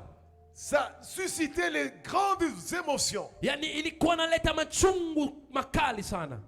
Pour communiquer ou contaminer les gens aux pleurs. Kwa ajili ya kufanya wengine pia wakapate kulia. Elles pleurèrent. Walilia. Elles se disèrent, walikuwa wakiambiana, qui est celui qui va encore coudre pour nous des tuniques et des robes, des vêtements? ni nani tena yule ambaye ataendelea kutusonea magauni, atatusonea manguo? Voilà que tu es mort. Na wewe sasa umeenda. Qui est-ce que nous serons demain? Sisi tutakuwa akina nani kesho? Tu es la personne que Dieu a suscitée pour nous vêtir. Wewe ni mtu ambaye Mungu alikuweka pale kwa ajili ya kutuvisha. Les gens disent que ce sont ceux-là qui font des bonnes choses qui meurent avant. Watu wanasema ni wale wanafanya matendo mazuri ama mema ndio wanakufa haraka. Mais les méchants, ils durent longtemps sur la terre. Lakini wabaya wakatili wanakaa muda mrefu hapa duniani. Non, moi je ne suis pas d'accord avec cet adage. Mimi huwa sikubaliane na hiyo sehemu. Non, non. Hapana. Les gens qui font des bonnes choses durent aussi longtemps sur la Watu terre. pia ambao wanafanya mema pia wanaishi muda mrefu ulimwenguni. Si toi tu partages cette idée mondaine, Kama tu vas mourir wewe avant. unakubaliana na hiyo wazo ya kipagani, wote utakufa haraka. Tu vas mourir avant. Wote utakufa haraka. Mais moi je dis que Lakini les gens qui mimi font des bonnes œuvres, nasema wale wanafanya ils matendo font mazuri longtemps sur la terre. wao pia wanaishi kwa muda mrefu hapa duniani. Les veuves Wale wachane ont présenté à l'apôtre Pierre les tuniques ainsi que les vêtements. walimuonesha mtume Petro hizo manguo, mavazi ambayo alikuwa akiwatengenezea. Si c'était toi Ingekuwa wewe qui étais mort, ambao ulikuwa umefariki, qu'est-ce qu'on allait présenter ni à l'homme de kipi Dieu wangemuonyesha mtumishi wa Mungu comme bonnes œuvres que tu faisais? kama matendo mazuri ambayo ulikuwa ukiyafanya ukiwa hai? Peut-être on n'allait rien présenter Labda kungekuwa na chochote kile ambao kingeonyeshwa, parce que tu ne fais rien de bon. kwa sababu hakuna chochote kema ambapo unachokifanya. Raison pour laquelle je suis en train de nous encourager. Ndio maana niko nawatia moyo. On a présenté des tuniques et des vêtements. Wakaleta mavazi, manguo ya aina yoyote. C'est là où nous avons dit que les bonnes œuvres parleront en notre faveur. Hapo ndo tulisema kwamba matendo mazuri yatanena kwa niaba Les yetu. bonnes œuvres ont des yeux. Matendo mazuri yanao macho. Les bonnes œuvres ont des oreilles. Matendo mazuri yana masikio. Les bonnes œuvres ont la bouche. Matendo mazuri yana kinwa. Les bonnes œuvres ont le cœur. Matendo mazuri yana moyo. Les bonnes œuvres parlaient Matendo mazuri yalinena en faveur de Dorcas. kuhusu huyu Dorika. Dorcas était là, morte, Dorcas alikuwa amejilaza hapa maiti. inconsciente, Kwa akili dans ilikuwa la imeenda chambre haute. katika hiyo chumba la juu. L'apôtre Pierre est monté. Mtume Petro akapanda Il a fait sortir tout le monde. na akafukuza watu wote Et nje il s'est agenouillé. na akapiga magoti, Il a prié. akamulilia Mungu. Par après, il a appelé Tabitha. Baada ya hapo akaita Tabita, Lève-toi. amka. Elle ouvrit les yeux. Na akafungua macho, Elle a vu Pierre. akamwona Petro Elle s'assit. na akaketi. L'apôtre Pierre la prend Na Par la Mtume main. Petro akamshika kwa mkono, et la ramène entre les mains des veuves. akampeleka kwenye mikono ya wale wajane. Les bonnes œuvres parleront à notre faveur. Matendo mazuri yatanena kwa niaba Ce que yetu. tu es en train de faire Yale ambayo kunayafanya pour les pauvres, kwa ajili ya maskini, pour l'avancement de cette église, kwa ajili ya maendeleo ya kanisa hii, parleront un jour à ta faveur. siku moja yatanena kwa niaba yako. Ça parlera un jour. Yatanena siku moja. Ne vous en faites pas, ça parlera un jour. Usijali, yatanena ipo siku. Continue à le faire. Endelea na kufanya hiyo kazi, Fais-le encore uifanye zaidi, d'une manière inlassable. uifanye bila kuchoka, Et Dieu na Mungu se souviendra. atakumbuka. Parce que les bonnes œuvres devant le trône de Dieu sont en train de parler. Kwa sababu matendo mazuri mbele ya kazi ya Mungu iko na nena Et ça parle. na ananena, Et Dieu na Mungu va se souvenir. ende akakumbuke. Alléluia. Amen. Amen. C'est la parole de l'Éternel Dieu. Hiyo ni neno la Bwana. Est-ce qu'on peut attaquer la quatrième partie? On clôture. Tunaweza tukaenda kusoma kipengele kia mwisho na Ou bien tumalizia. on clôture par ici, on va prier. Ama tumalizie hapa tuombe. On va terminer la quatrième partie. Tumalizie kipengele kia mwisho ambayo ni la 4. Merci beaucoup, homme de Dieu. Asante mtumishi wa Mungu. La quatrième partie, Kipengele kia mwisho kia 4. c'est ça même l'élément central de notre sous-thème. Hiyo njoo kitu ambacho kimebeba hiyo kishina yetu ndogo. Les bonnes œuvres Matendo mazuri nous suivront au-delà de la tombe, yatatufata hadi baada ya mauti, après notre résurrection. baada ya kufufuka kwetu. Alléluia. Amina. Apocalypse 14, 13, Ufunuo 14, vers le 13. dernier passage. Katika hiyo mstari wa Car mwisho. les bonnes œuvres de ceux qui meurent dans le Seigneur Matendo mazuri ya wale ambao wanakufa katika Bwana les suivront. yatawafuata. C'est là où l'homme de Job a dit, Hapo njoo huyu Ayubu amesema, je suis né nu, nilizaliwa ama nilikuja ou nu ulimwenguni je suis nikiwa venu dans les seins maternels, ulimwenguni, nilitoka katika tumbo ya mama et yangu nu uchi, je rentrerai dans les seins de la terre. na uchi pia nitaaga hii dunia. Quand on meurt, Wakati tunapokufa on ne peut rien emporter. hakuna chochote kile tunaweza tukaleta makufanya. Tout sera resté sur la terre. Yale yote tulikuwa nayo yatabaki On duniani. va tout laisser sur la terre. Tutayaacha yote hapa duniani. Qu'est-ce qu'on va amener là au ciel? Ni kipi tutaenda nacho huko mbinguni? Si on va laisser toutes les bonnes choses sur Kama la terre, mazuri yote mema yote tutayaacha hapa duniani, qu'est-ce qu'on va amener? ni kitu gani ambapo tutaenda nacho? Quand un chrétien meurt, Wakati Mkristo anafariki, on l'enterre avec les bonnes œuvres. wanamuzika na vitu vizuri.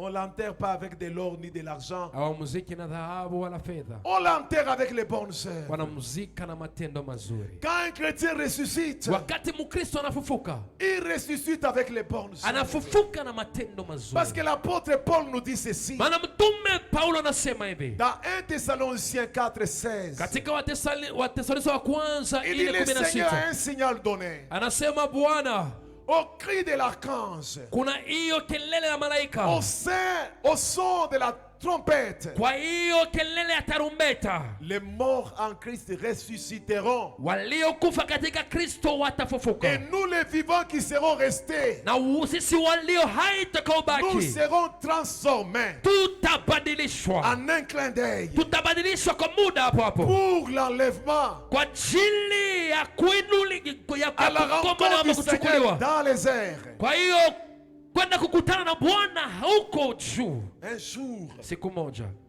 la dernière trompette sonnera. hiyo tarumbeta ya mwisho atakapopigwa, Quand cette trompette sonnera, wakati wa tarumbeta itapigwa, ce sera l'enlèvement. itakuwa ni kunyakuliwa. L'enlèvement existe. Kunyakuliwa kupo, Ce ne sont pas des rêves. sio ndoto, Ce ne sont pas des histoires. sio historia. L'enlèvement existe. Kunyakuliwa kupo.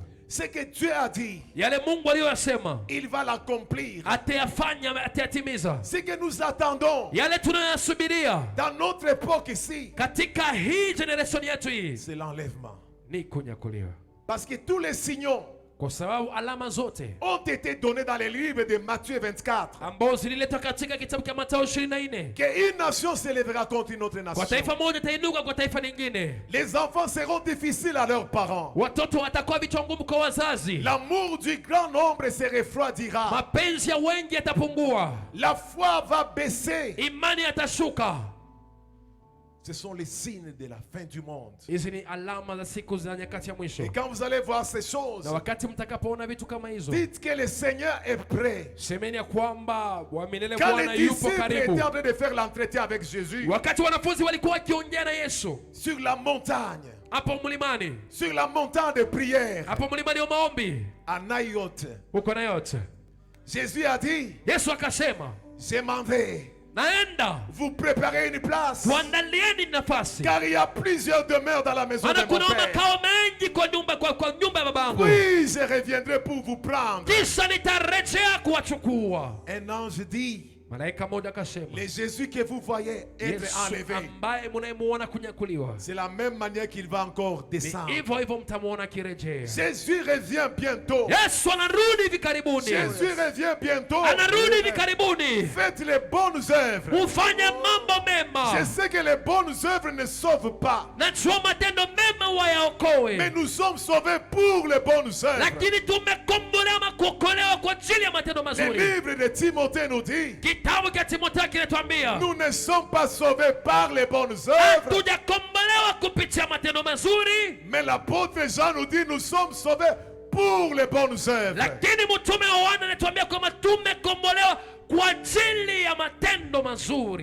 Alléluia. Amen. L'enlèvement vise deux choses.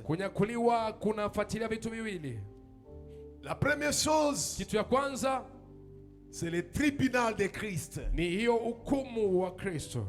Et la deuxième chose, c'est la fête du mariage entre l'agneau et l'épouse.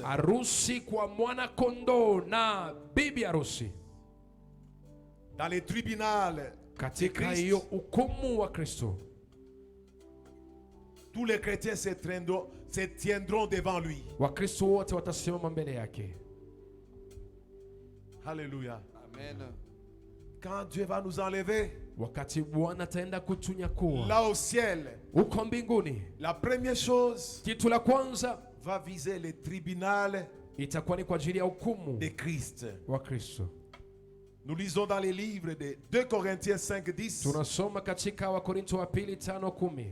Car il nous faut tous comparaître devant le tribunal de Christ, afin que chacun reçoive le bien ou le mal qu'il aura fait étant dans le corps. Car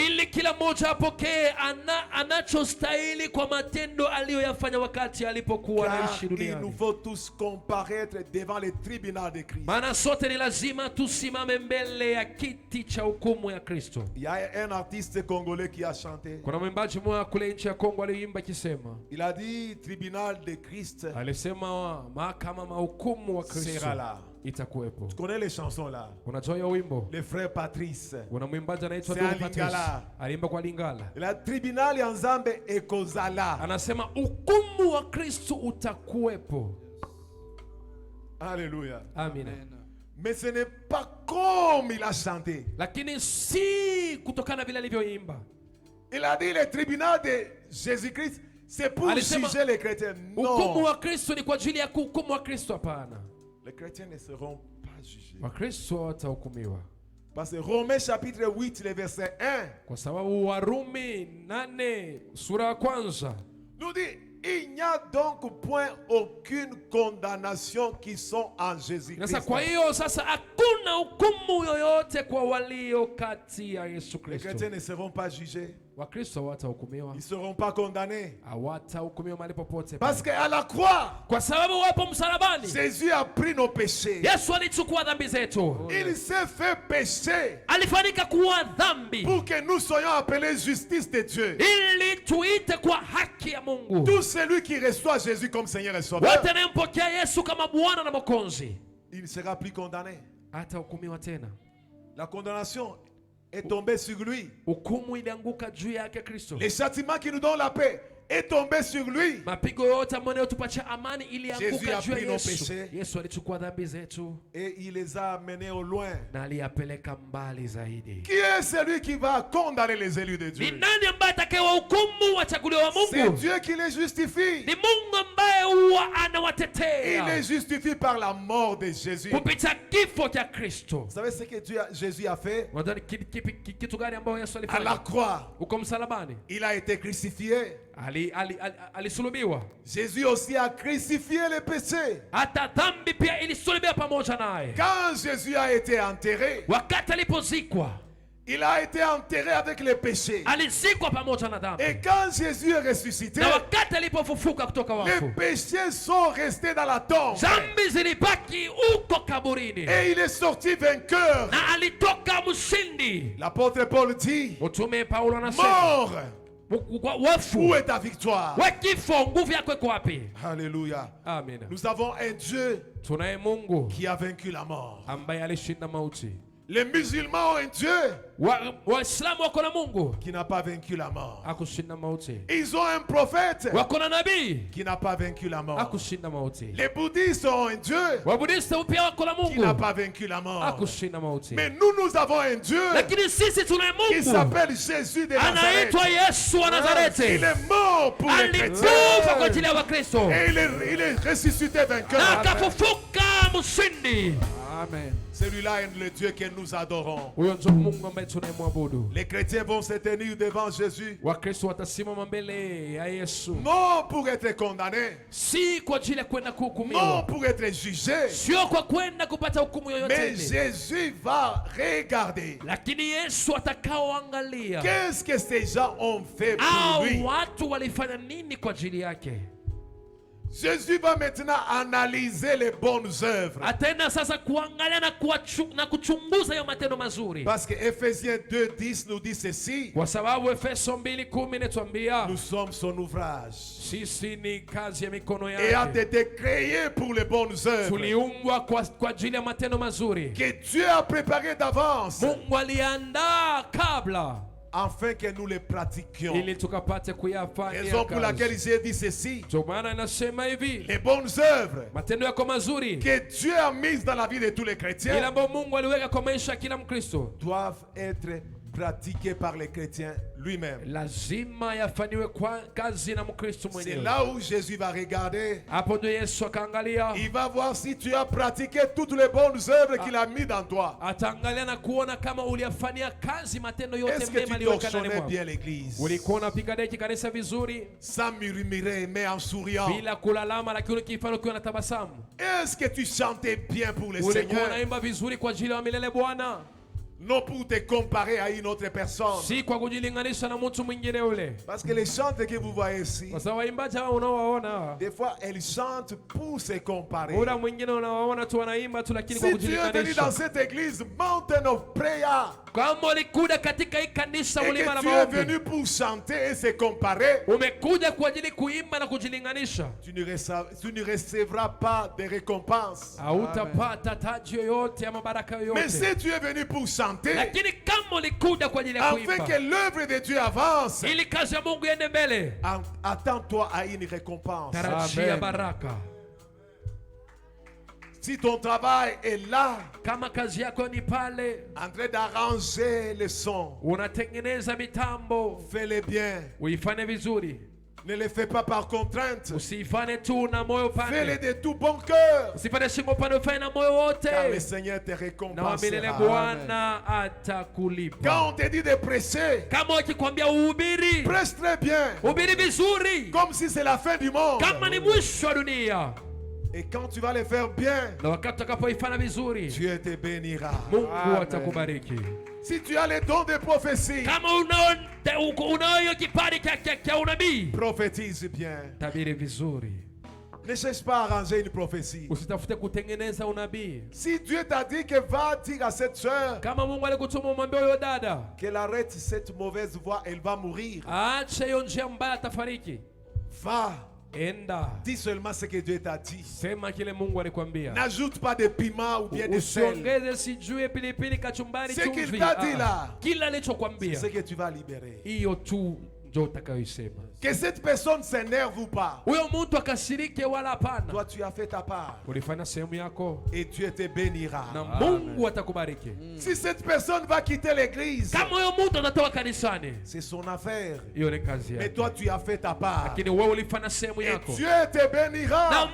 Mungu atakubariki. Jésus un jour a fait sa part. Yesu siku moja alifanya sehemu Il a dit, yake, je suis la chair. akasema kwamba C'est lui qui va manger ma chair mimi mwili yangu et qui va atakaikula, boire mon sang atakayekuna damu yangu vivra éternellement. ataishi milele.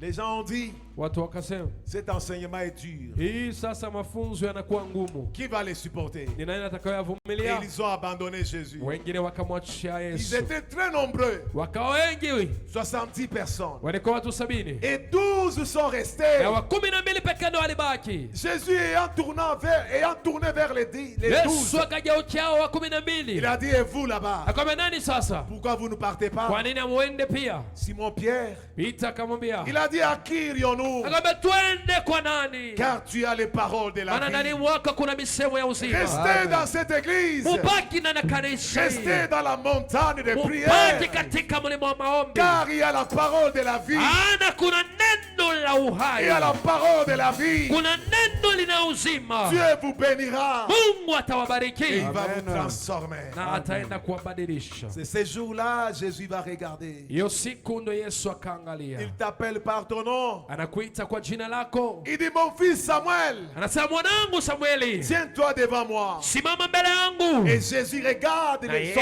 fils Samuel. Akaangalia mwanae Samueli. Il regarde. Akaangalia, J'avais mis 50 bonnes œuvres dans toi. niliweka matendo 50 ndani mwako, Et tu n'as seulement accompli 30. lakini uliyafanyia kazi tu 30, Et les 20 autres, na hizo zingine tu 20 n'as pas accompli. Pourquoi? haukuyafanya. Kwa nini? Tu ne recevras pas la couronne de Dieu. Hautapata taji ya Mungu. Pourquoi les tribunes de Jésus ou bien les jugements de Jésus-Christ? Kwa nini ile mahakama ama hukumu ya Yesu Kristo? C'est pour que le Seigneur puisse regarder. Ni ili Bwana akapate kwenda Si kuangalia toi qui as été appelé par lui kama we ambaye alikuita et que tu avais accompli toutes les bonnes na œuvres. uliyafanya mema yote. C'est ça la signification du tribunal de Hapa ndio Jésus-Christ. maana ya hukumu ya Yesu Kristo. Il ne jugera pas les chrétiens comme on juge les païens, Hata hukumu wa Kristo kama vile wapagani mais il va watakaohukumiwa, juger les bonnes œuvres. lakini atahukumu ama kuchunguza Nous matendo sommes mazuri. sauvés Tunaokolewa pas par les bonnes œuvres, sio kupitia matendo mais mazuri, pour les bonnes lakini œuvres. kwa ajili ya matendo Est-ce que nous mazuri. sommes en train de les Hivi accomplir? tu kunayafanyia kazi? C'est une question que je te pose. Ni swali ambayo nakuuliza. Ne reporte pas à demain ce que Dieu t'a dit de faire aujourd'hui. Usipeleke kesho yale Bwana amekwambia kufanya leo. Beaucoup se trompent dans cette église. Wengi wanakosa katika kanisa hii. Ils disent, Wanasema comme l'homme de Dieu est docteur, kama vile mtumishi wa Mungu ni daktari, il n'a pas besoin de l'argent. hahitaji pesa. D'ailleurs, c'est à moi de lui demander l'argent. Na ni mimi ndio nafaa nimuombe pesa. Vous vous trompez. Wewe hapa mnajidanganya. Apportez l'argent dans l'église. Eteni pesa kanisani. Il y a beaucoup de choses à faire dans cette église. Kuna vitu vingi vya kufanya hapa kanisani. On n'a pas encore bien achevé. Hawajamaliza kabisa. Il y a les projets que l'église a. Kuna maproject ambayo ino kanisa iko nayo. Si Dieu te met à cœur Kama Mungu anaweka ndani ya moyo wako d'accomplir une bonne œuvre, ufanye kazi fulani ambayo ni ne nzuri, discute pas avec Dieu. usianze kubishana na Mungu, Faites-les. uifanye. Vous voyez les chaises blanches là? Unaona hizo vitu nyeupe? Vous pouvez même enlever. Unaweza, tunaenda tukatoa zote za Allez donner plastiki ça à une autre église. tukapea hata kanisa lingine. Cherchez les chaises de qualité. Tafute viti za quality, Placez-les. tuziweke, tuzijaze, Dépensez pour l'avancement de l'œuvre de Dieu. tutoe pesa kwa ajili ya kuendeleza kazi ya Mungu. Je te dis que moi je vais enlever ça. Unasema mimi nitaitoa hizi Je viti, vais mettre des bonnes choses. nitaweka viti nzuri. Tu regardes les instruments. Unaangalia vyombo, Ce sont les instruments qui ont vieilli. unaangalia vyombo labda vimepita na wakati. Tu dis, pasteur, je vais tout retaper. Unasema pastor, mimi nitaenda kuleta vitu Et vipya. Dieu dont moi je suis serviteur Mungu ambaye mimi ni mtumishi wake va se rappeler de toi. atakukumbuka. Alléluia. Amen. Est-ce dans cette église il y a les services? Hivi hapa Social. kanisani, hapa kanisani Je pose la kuna question kuna hiyo service à la ama prophétesse Maman Astrid. hiyo sehemu ya Est-ce kujali qu'il y a ama les kufuatilia services watu. qu'on appelle le service social? Ezalaka, service social. Le service là s'occupe Hiyo service ambao de kazi yake pourvoir les besoins pastoraux. ni ya kwenda kufuatilia majukumu ya mchungaji. Vous payez les sacs du riz, Unachukua gunia les sacs de mchele, haricots, gunia ya hiyo maragwe, les cartons de poulet, kuchukua kuku, les cartons de poissons, les fils d'huile. samaki, mafuta. Pas n'importe quelle huile, une huile qui coûte cher. Si mafuta yote ile, lakini mafuta mzuri. Et la fin du mois, tu amènes. Na mwisho wa mwezi unazileta. Il dit, moi je vais nourrir la maison de mon pasteur. Unasema kwa mimi nitaenda kulisha nyumba ya baba yangu. Est-ce qu'il y a ce service? Hiyo kazi ipo. Où les chrétiens peuvent dire, moi je vais commencer à m'occuper des problèmes de l'eau. Ambao Wakristo wanaweza kasema mimi nitasomea mambo kazi Le ya maji. samedi, tu amènes les rames de l'eau. Jumamosi unaenda kuleta hiyo kreti ya maji. Il y a de l'eau, il y a aussi de l'eau. Kuna maji na maji. Quand je vivais à Kawangware là-bas, Wakati ambao nilikuwa nikiishi sehemu ya Kawangware huko, il y avait un monsieur qui fabriquait son propre eau. kuna mtu fulani alikuwa anatengeneza maji yake mwenyewe. Il prend l'eau des robinets. Achukua tu maji tu ya kutoka huko bombani. Il prend seulement un petit produit, il met dedans. Akachukua tu dawa kidogo akaweka kwa hiyo maji ya bomba. Il mettait dans des rames pour aller vendre dans des... Alikuwa anaweka katika dans des magasins. machupa akaenda kuuza Mais katika quand vous allez hizo tester cette eau, supermarket nile, ukipima ce n'est ukionja pas hiyo une maji bonne eau. si maji nzuri, Vous allez même attraper une maladie. hata unaweza ukagonjeka. Va, tu cherches quand même l'eau qui coûte cher. Enda tafuta maji ambao ni maji mazuri ya bei nzuri. Commence à faire des choses qui te coûtent cher pour Dieu. Uwe unafanya vitu ambao vitakuwa vya thamani sana kwa ajili ya Mungu. Moi je vois dans la Bible Mimi naona katika Biblia une femme qui est venue avec les parfums qu'on appelait albâtre. mwanamke fulani alikuwa na hiyo manukato ya albati. Elle a brisé les couvercles. Akavunja kifuniko yake. Elle a commencé à asperger les parfums sur Jésus. Akaanza kumimina hiyo perfume juu ya Yesu. La valeur de ces parfums Hiyo thamani ya hiyo manukato était le salaire annuel d'un ouvrier. ilikuwa ni sawa sawa na mshahara ya mwaka mzima ya Tu mfanyakazi prends wa ton salaire, serikali. tu le multiplies par 12 mois. Unachukua mshahara yako unaifanya miezi Maintenant tu achètes 12. ces parfums-là. Jo inatoshea thamani ya hiyo Viens manukato. répandre sur Jésus. Unakuja unamimina tu juu ya Yesu. Même Judas, quand il a vu ça, Hata Yuda wakati aliona kitu kama hicho, il était animé d'un esprit de cupidité. kukawa na hiyo roho ya tamaa ndani Il mwake. a dit quelle perte.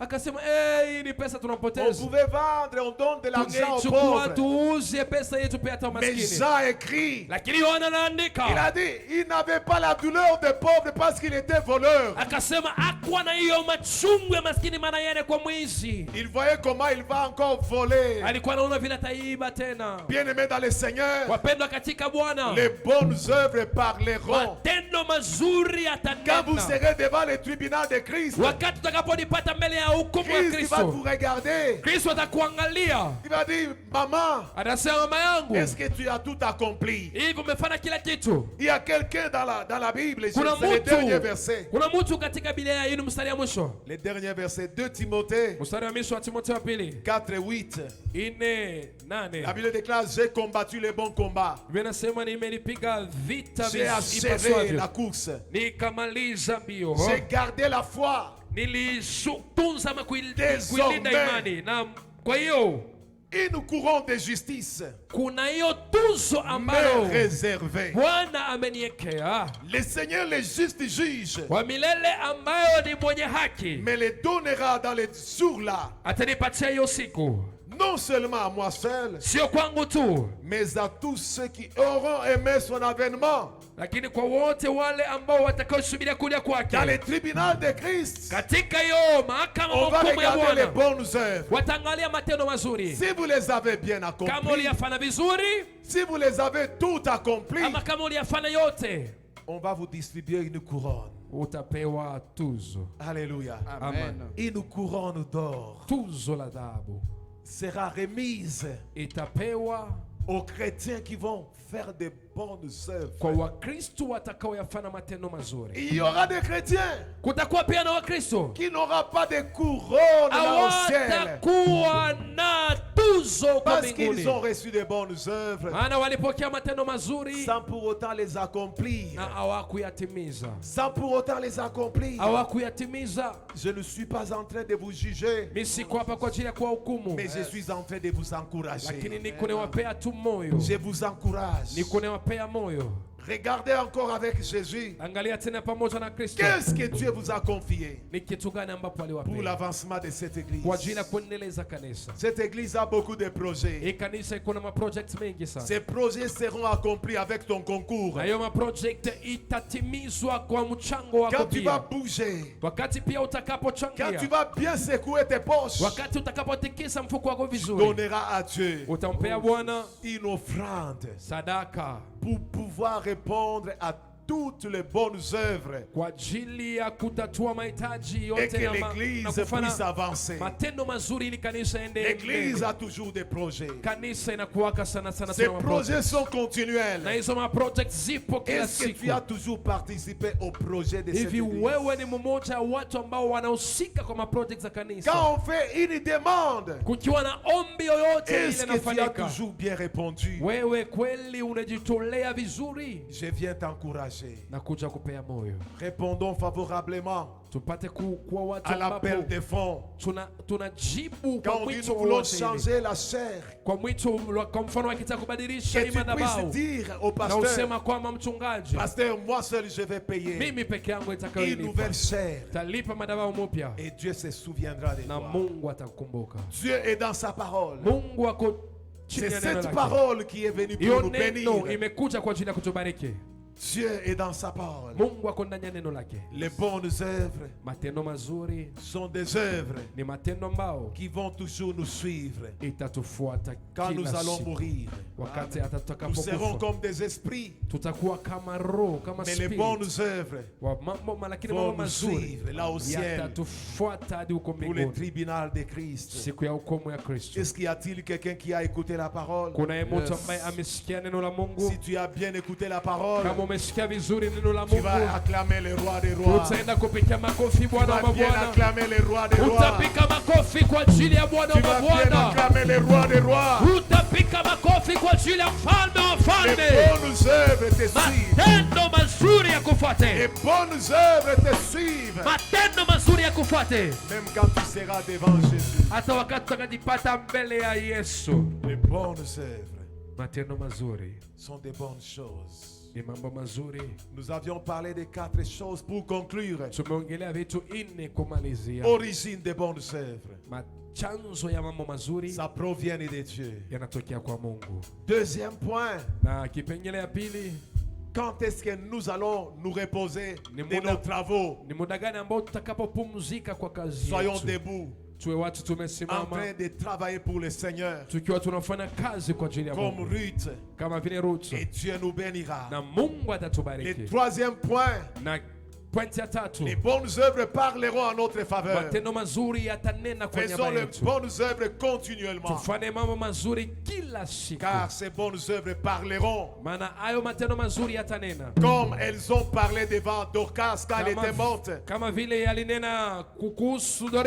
Et finalement, les bonnes œuvres nous suivront. Après notre résurrection, il y aura le tribunal de Christ. Jésus va revoir en toi. Il va analyser ce que tu as fait pour lui. Et il va te remettre une couronne d'or. Tu seras couronné. La couronne ne te sera pas donnée aujourd'hui. Elle te sera donnée dans les cieux. C'est une très bonne chose. Vous allez voir les 24 vieillards. Ils ont reçu leur couronne d'or. Quand ils adorent Jésus, ils jettent leur couronne sur les pieds de Jésus. J'aimerais que le Seigneur qui m'a donné ce message soit dans sa même parole pour bénir quelqu'un qui nous a suivis. Que le Dieu qui m'a appelé, que le Dieu qui m'a établi soit une portion de ta bénédiction. J'arrive à la fin des messages et je vais faire un appel. Je fais un appel à quelqu'un. Jusque-là, tu ne sais pas ce que tu dois faire dans cette église. Tu ne sais pas ce que tu dois faire dans cette église. Tu te poses beaucoup de questions. Ce message t'a répondu. Ujumbe huu imekupea jibu. Ce message t'a répondu. Ujumbe huu imekupea jibu. Si tu es là assis, kama uko pale umeketi, tu vas te tenir debout. utaenda kusimamia juu. Tu vas dire à Dieu, je vais être au service.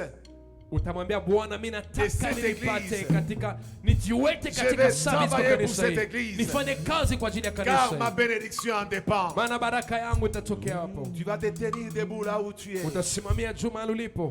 Tu vas dire à Dieu, Seigneur, je vais être à ton service. Bwana, natamani niwe kwa kazi yako. Seigneur, je vais travailler pour toi. Natamani nifanye kazi yako. Et que cette église aille de l'avant. Na kanisa hii songe mbele. Alléluia. Je pose la question à l'homme de Dieu. Nauliza swali kwa mtumishi wa Mungu. Homme de Dieu. Mtumishi wa Mungu. Voici. Tazama.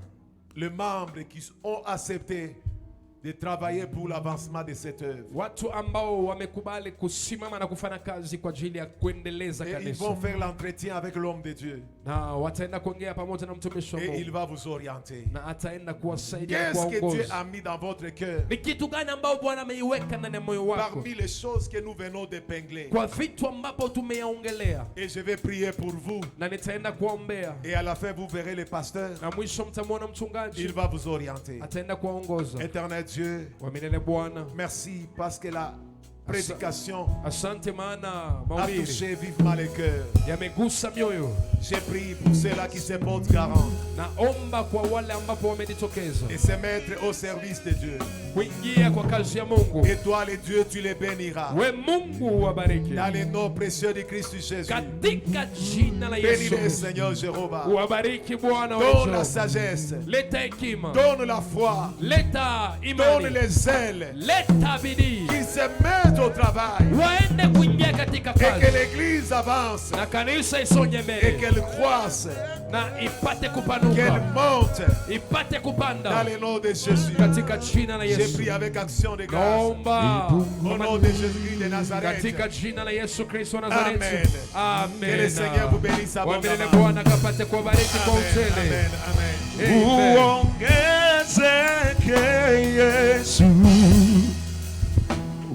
Uongezeke sana, mimi nipungue, wewe uongezeke. Naomba